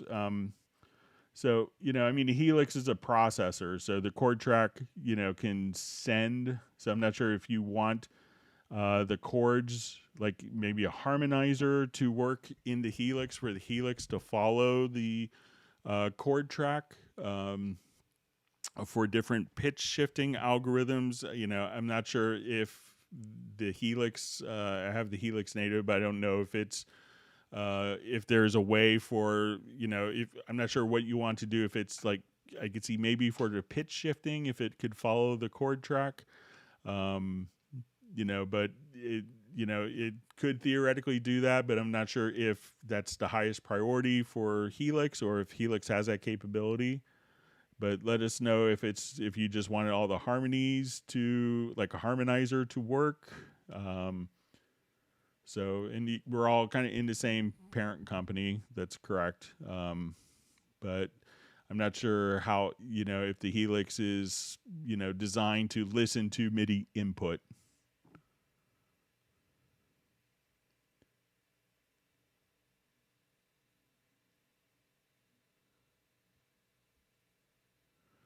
All right, so we see, from Michael Pierce, love the cycle markers and the export options. So yeah, they're all 45-minute deliverables, but it's really one giant single project, going to be fun. So yeah, I think for that situation, I would definitely do 45 minutes of the export range, and then that way it's going to be a lot more manageable for you. Good luck. Sounds like a fun project.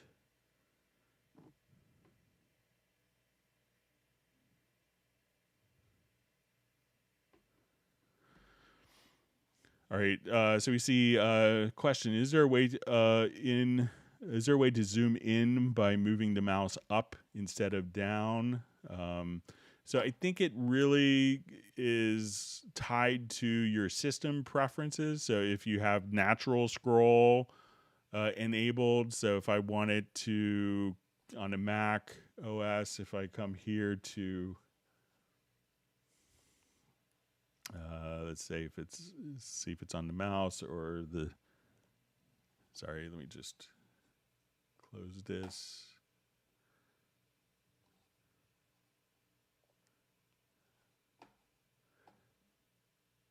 So I think it depends on what the scroll direction is set in your operating system, and then that could change it. So.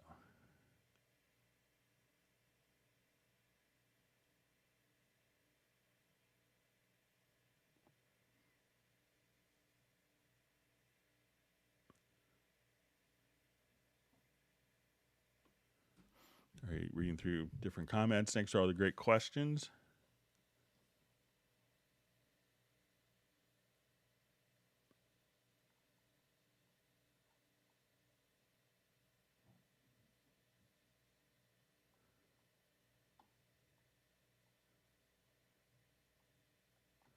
All right, so I think I might be at the end of questions. I'll just give it another minute or two, and we'll see if there's more questions coming in.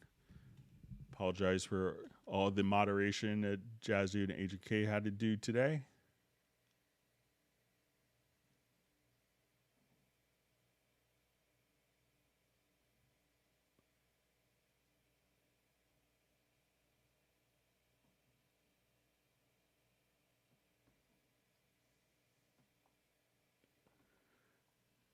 All right, we'll give it a couple more minutes.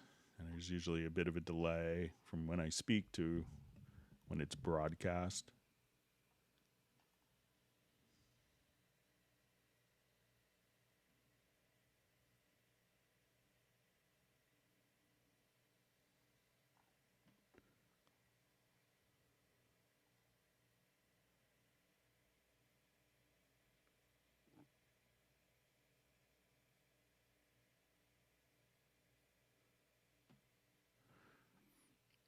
Just see comment from Best Korean Jesus. Sadly, the scoring percussion groove agent expansion wasn't on sale during the past sale. So sometimes when something is fairly new, it may not go on sale immediately.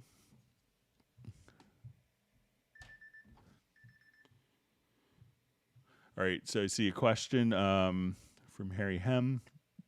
Is there a way to reset the height of all tracks at once? Sometimes I enlarge the heights of audio tracks to have more control, but when doing it for several tracks, it becomes a bit wildish.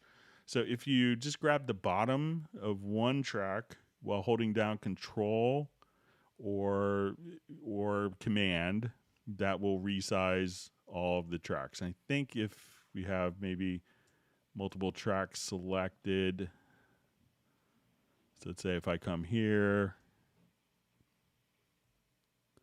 so I think that's globally.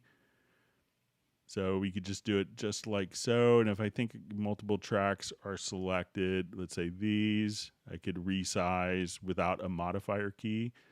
But holding down Control or Command and selecting at the bottom while holding it down and moving the mouse up or down, you can resize all the tracks just like that.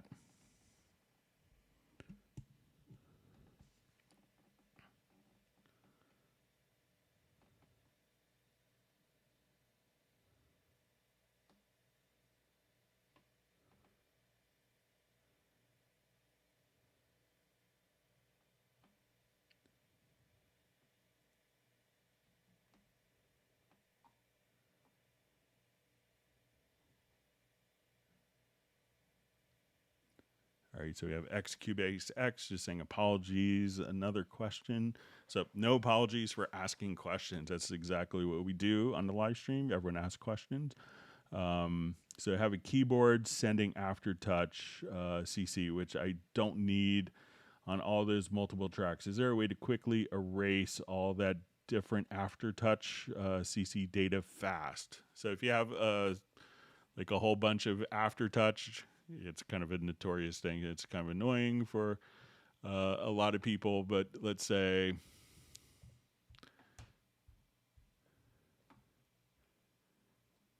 all right, come here, we have, and let's,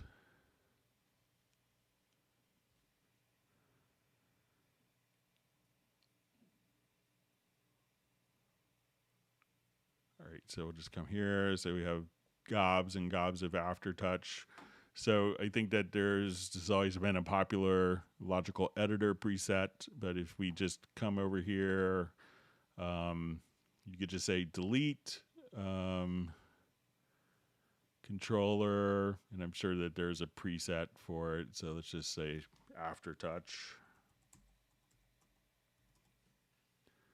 Okay, delete aftertouch. So we want to delete type is equal to aftertouch, and then boom. So you could just say type is equal to aftertouch, and then that will get rid of all of your gobs of aftertouch. So let's say we're just going there, and then that's all you have to do.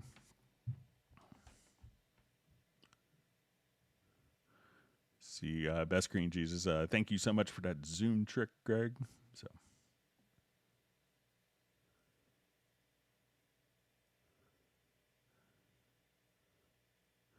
All right, so we had a question. We covered this a little earlier, but we'll do it again. Is it possible to undo fader movements? Okay, so let's say I'm in my mix console. So we see these little 3 lines here. So, you know, generally the mix console has its own separate undo history. So if I wanted to come over here, adjust my EQ, adjust these different things. So now when I click on these little arrows or Option or Alt plus Z, letter Z, like zebra, all of these different functions that'll be your undo history for the mixer. Is just Alt Option plus Z or Alt Option plus Shift plus Z. And that way you could undo all of your mixer moves. just like this. So if you move it like,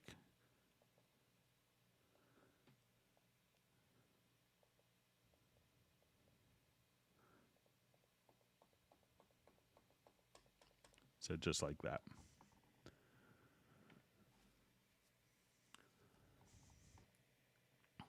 All right. See, Michael Team's revelation of the day: resize all tracks at once. All right.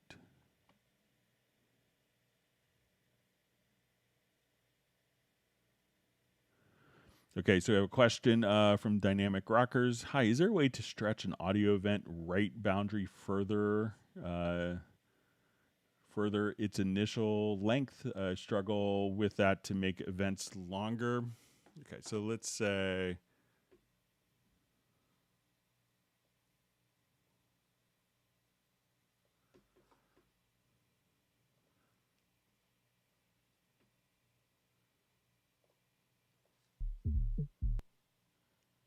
Okay, so there's 3 different modes for sizing here. So we have normal sizing, sizing moves contents, and sizing applies time stretch. So if you just, and often you could just have it, I think default, if you just hit the 1 key, this will cycle between the different locators, different modes. So if we're in sizing applies time stretch, now, if I just want to take that and I could time compress the file to fit into that amount of space or that amount of space. So that's just time compressing the file, stretching it just like so.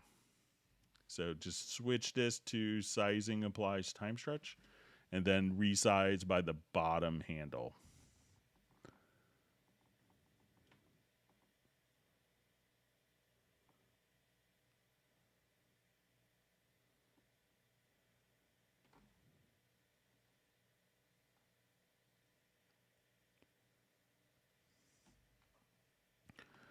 Okay, so I see a question. The MIDI indicator shows the MIDI tempo data. Is there a way to disable the MIDI message to trigger the indicator? So this is not showing tempo data often, but what this is often doing, depending on your controllers, Yamaha keyboards, Yamaha controllers often do this. It's probably my CC 121 where you see this kind of blinking, and that's active sensing information. We could almost think of it like a MIDI handshake to say, hey, I'm here. Hey, I'm here. You can use me. Hey, I'm here. And that's what that MIDI message is. Well, you see this little spike. There isn't a way to kind of filter out which message it is. I know it could be annoying visually, just like a little deterrent. But it's not tempo. It could be active sensing information. So, but I know it could be active sensing information. So, but I don't know of a way. I've mentioned it before.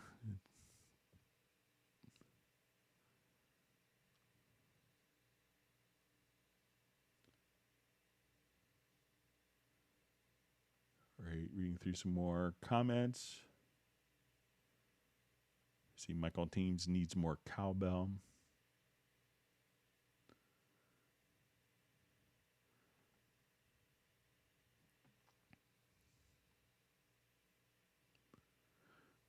And I just see, thanks for the aftertouch. Got to get into the project logical editor as well. I'll show you one other thing that you could do with aftertouch. Like if you think that there's just like, weird stuff going on, and let's say you have one note here and you're like, oh, why is my MIDI like all weird? If you go, if we select the MIDI event here and go to the list editor, this is often really good at displaying, this is a list of every single MIDI event that's in the particular task. So when I go to the aftertouch here, I'm going to just make sure that we have, I think if we click here, you'll see the focus. So if I wanted to get rid of all the aftertouch, I could just say focus on event types. And now, so if we say no focus, I could just say let's focus on event types. So if I have aftertouch selected, I could just see all of the aftertouches. It's only going to show me the aftertouch. Then I could do like a control or command plus the letter A, like a select all command, and delete.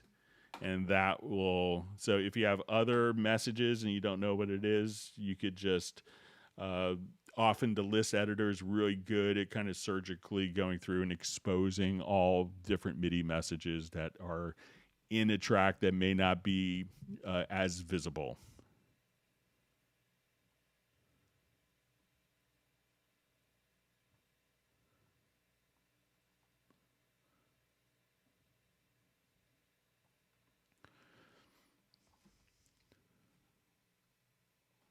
All right, just revert this. All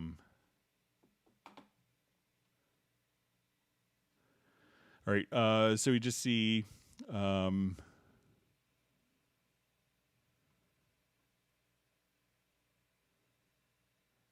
okay, how can I loop a region I selected with the cursor? So if you wanted to, you know, let's say if we have this selected, you know, you could hit the letter P. So let's say if I have this cut a couple times. So if I have this region selected, I can hit the letter P, and that will automatically loop it. I think also if you hit Alt P on this selected area, so let's say I do this, we can just have that automatically select. So let's say I want to do just a small part here for demonstration purposes. So let's say I want to take this, I'm going to select that region and then hit Alt or Option plus P. That will set the left and right locators and play the selection. And if I wanted to do it to this section, I could select it, hit Alt or Option plus P. And when it gets to the end, it'll just loop. So whatever you select, Alt or Option plus P, then you could just loop the selection.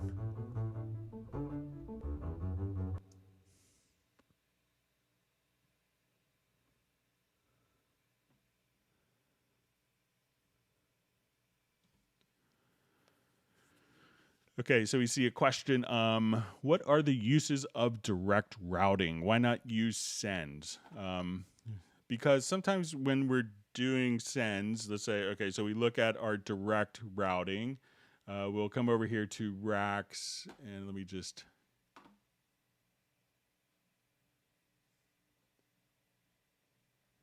activate direct routing. All right, so, and then when we go to direct routing, we could also see this little icon here just to the left, this little triangle, very hidden, very well hidden, where we could turn on direct routing summing mode. So, you know, what a send will do is it'll send that particular track out to a particular, this will send this to a group or to a effects channel in varying amounts. Now, sometimes we may want, if we had a number of group channels, and I wanted to do more parallel processing, you know, at this point we could go to our direct routing and I could send this to multiple parallel destinations. Where else this is really handy is sometimes people will use like an Aviom headphone system, and you know they need to send all of their tracks, like, you know, to 8 stereo outputs that are connected to the Aviom system, and then each person has like a little mixer that they could adjust the levels. But at this point, what we could do is, you know, instead of using, we could use our sends for effect sends. And we could take all of these and route these to a group, and this groups, so these could be routed to multiple destinations using our direct routing without using our effect sends. So if I had an Aviom system, I could route all 8 of these to groups and these groups to different outputs. And that way I don't need varying levels of this. So I would use a send if I needed to blend the signal or send varying amounts. Sometimes I just need to get this to a different destination for monitoring, for metering, and that's when I could use the direct outputs. And you could also automate. So if you wanted to come over here and just say, okay, I wanted during the chorus to automate a parallel process, but not during the verse. You could do that very easily. And again, just kind of keep the effect send. So they will both send to different destinations, but some of the destinations that you're sending to, you may not need varying levels. So that's when direct routing is helpful.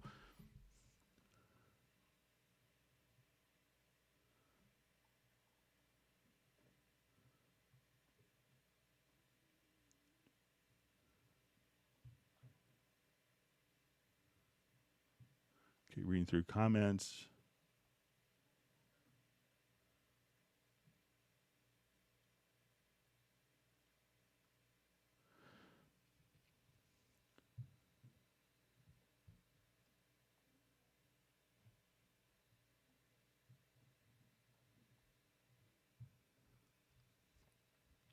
All right, so we have a question. When events are overlapping, what is the fast way to make the lower one go above? Okay, so let's say, let me just change my appearances back here real quick because it'd be a little easier to see.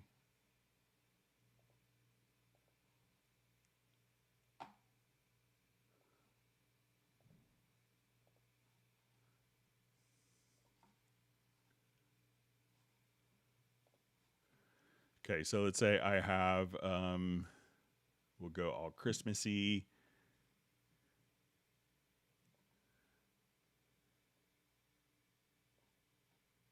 Okay, and I'll just kind of change the color of this particular. Okay, so let's say these two events are overlapping. I'll just make this larger so it's easier to see. Okay.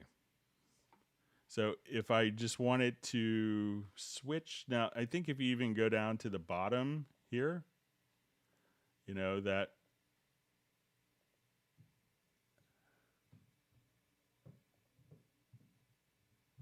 so if you go to like the bottom area here, you could just choose which is the active track and if they're different colors, but if you'll see just in the bottom center that you could just kind of switch between those two to make one active over the other, or if you just kind of click on it, but just click right here in the lower center, and then you could toggle which one is active and which one is kind of underneath.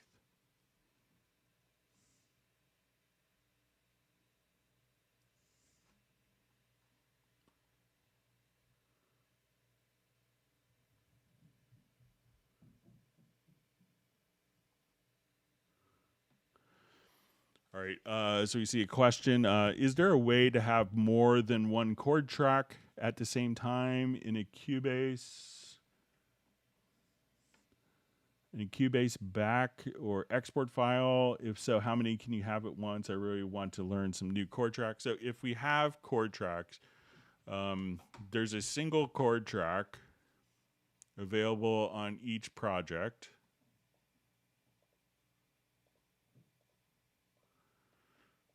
All right, so let's say I come here.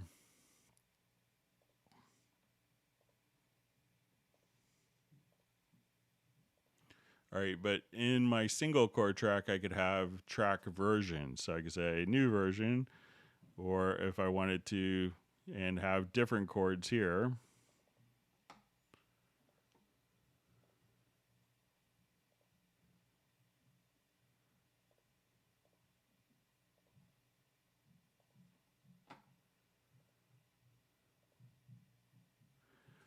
So, and then if I wanted to just simply kind of come right over here, and then we could export chord tracks, can be imported and exported by going to, if we say import tracks from project, you could then import chord tracks through that way, or just drag and drop. So one chord track, but you can have multiple track versions of that particular chord track.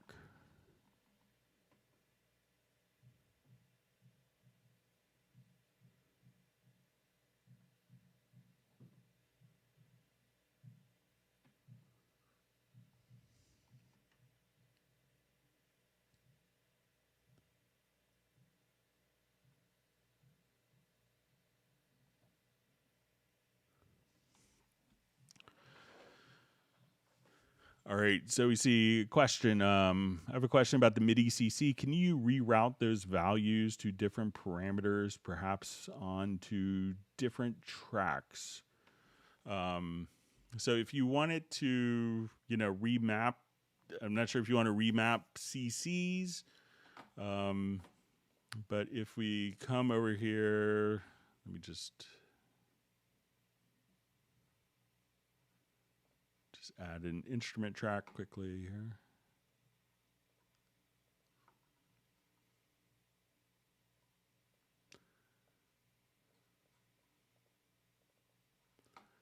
All right, so let's say we have after, let's just throw in some mod, volume.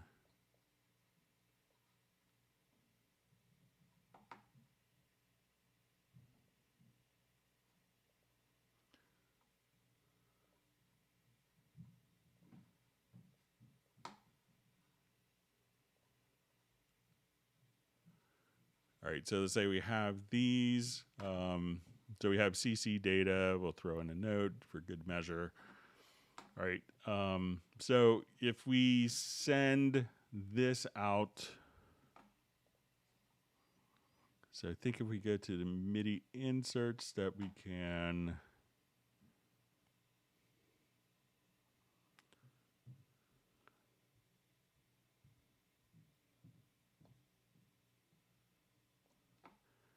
so here we could say I wanted to take, MIDI note, say I wanted to take this type is equal to controller, and we'll say the value 1 of the controller, we'll say modulation. And then I wanted to turn modulation into expression.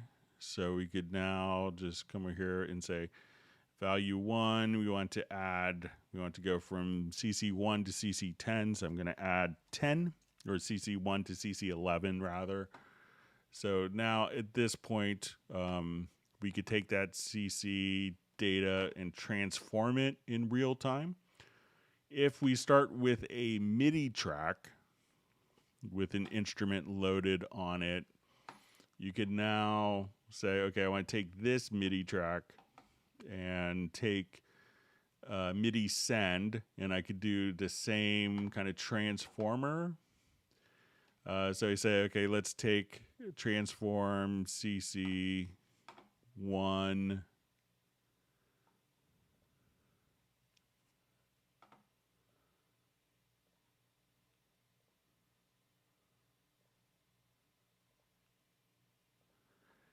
All right, and then let's add 10.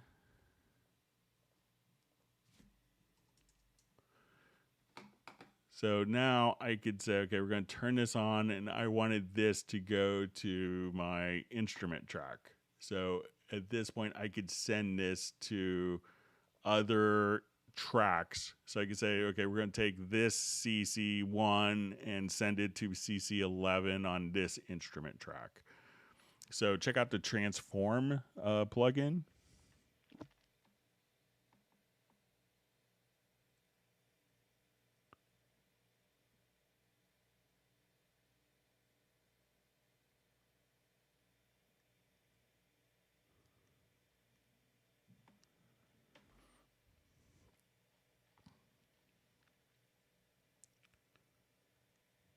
Okay.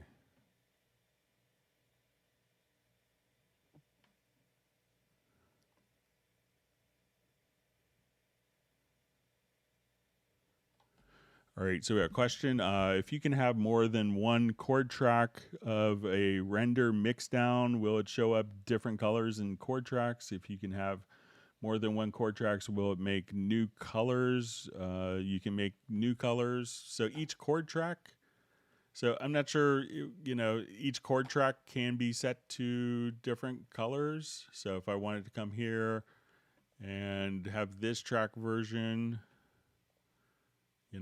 be yellow, and this track version to be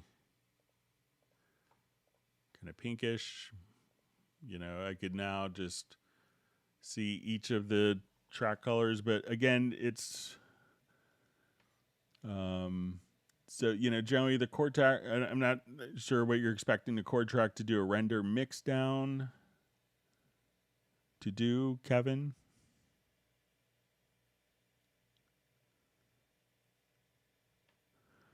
Okay, so you see for live drum group editing, slice and move, or the new phase warp function. So, I think we covered this in the last live stream. I would say if you're doing a lot of different edits, where it's going to be like 100 edits in a particular multi-track drum recording, I would do kind of the slice and quantize. If it's just like one hit was a little late or a little early, then if it's going to be like one or two, I would just do the new phase warp functionality.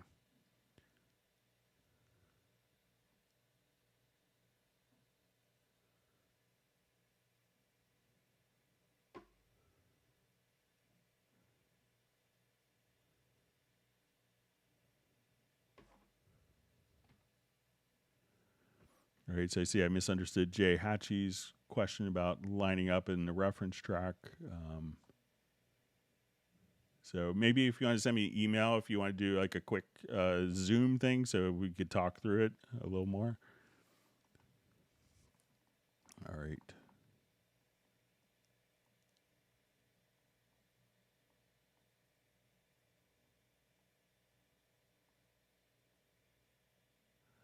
See Michael Pierce, revelation today, bottom center switch to move clips forwards and backwards. Nice. How have I missed that?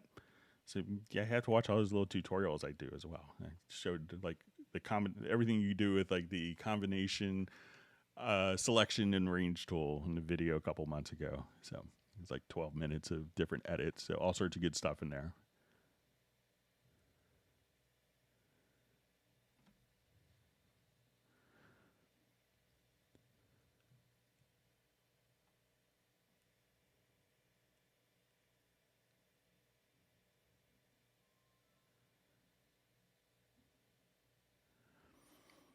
All right, so I just see Jay's response to,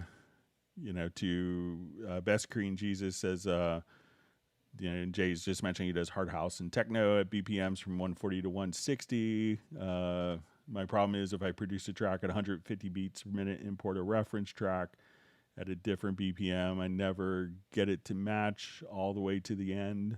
So just remember that, your reference track is constantly fluctuating. It's not a steady tempo.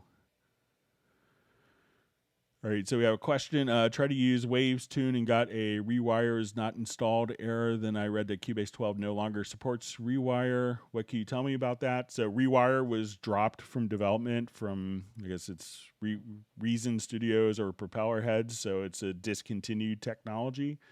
So it's not going to work on future or current operating systems and never will. So you could reach out to, perhaps the Reason Studios team and see, So that's why Rewire is kind of orphaned technology by the company that created it.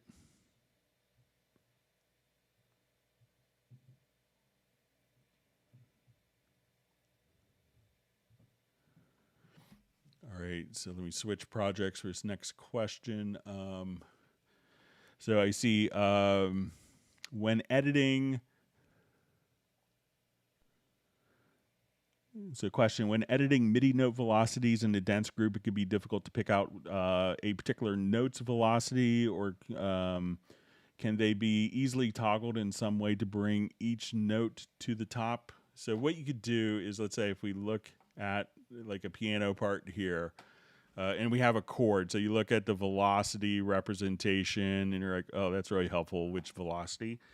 So I think what you want to do is hold down Control or Command plus Shift on a particular note, and then you could just adjust the velocity of that one selected note that you're hovering over, just like that. So you don't have to pick it out in this cluster of notes. Just Shift plus Control or Command, and then you could just hover and listen to the note velocity as you make your adjustments. So let me know if that helps.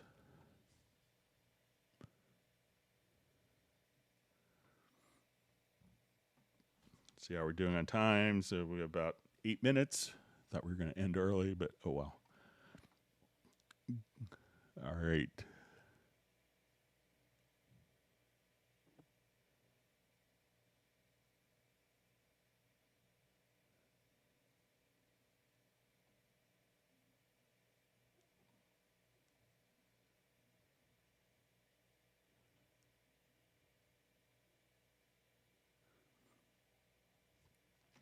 So you see Michael Pierce just saying he will hunt down that video. If you send me an email, I'll even email you a link. So, but I think it's like a combined selection range tools. It was posted maybe in May, something like that, of this year.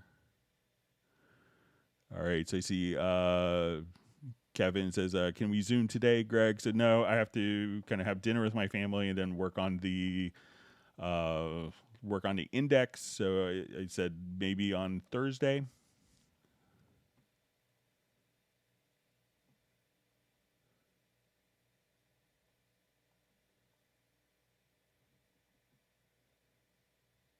I'll see if I could post a link to the video here. Hang on just 1 second for the combined tools.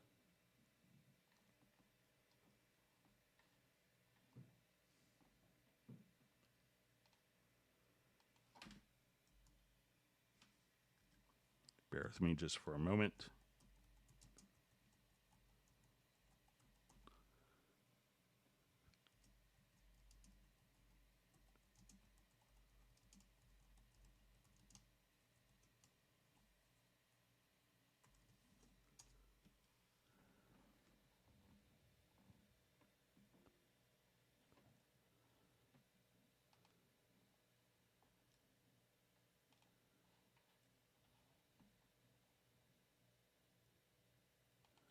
All right, I'll post this in.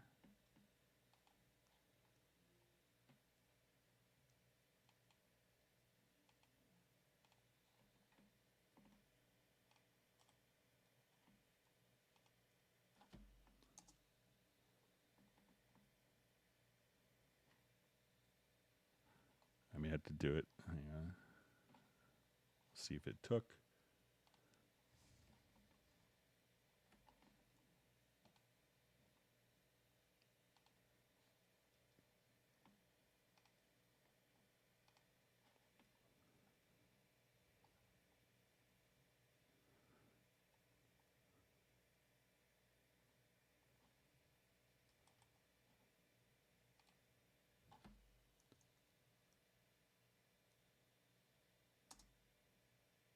See if that takes.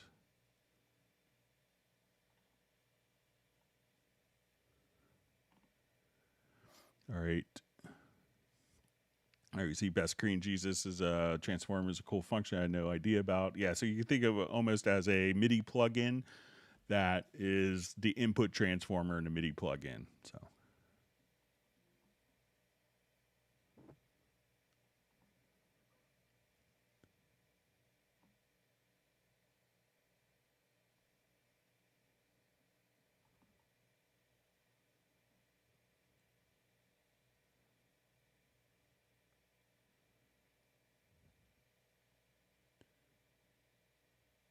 All right, so we see Best Green Jesus likes I think the shift command for the velocities. All right. All right, so we see from Svelte. It just says, thanks, Greg. I did not know that. You should have seen. I showed Dad. I think I did a training with Hans Zimmer, and he was just like, how could I not know that for all these years? You know, so it's kind of funny. So that was his revelation of today. One time when we did a training for him.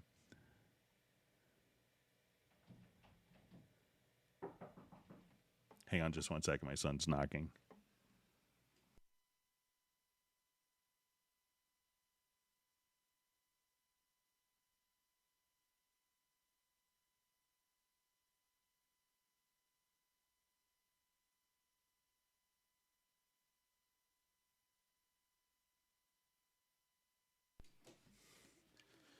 All right, I'm gonna have to get TV working for my son. So, all right. So I may have posted it twice. Sorry. The link. All right.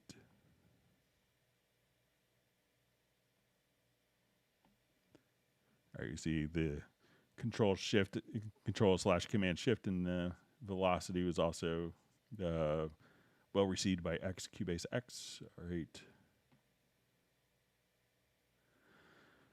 All right, so I think we're at the end of the live stream. We'll see if there's any last minute questions that kind of sneak in. If not, we'll wrap up. I want to thank everyone for wonderful questions.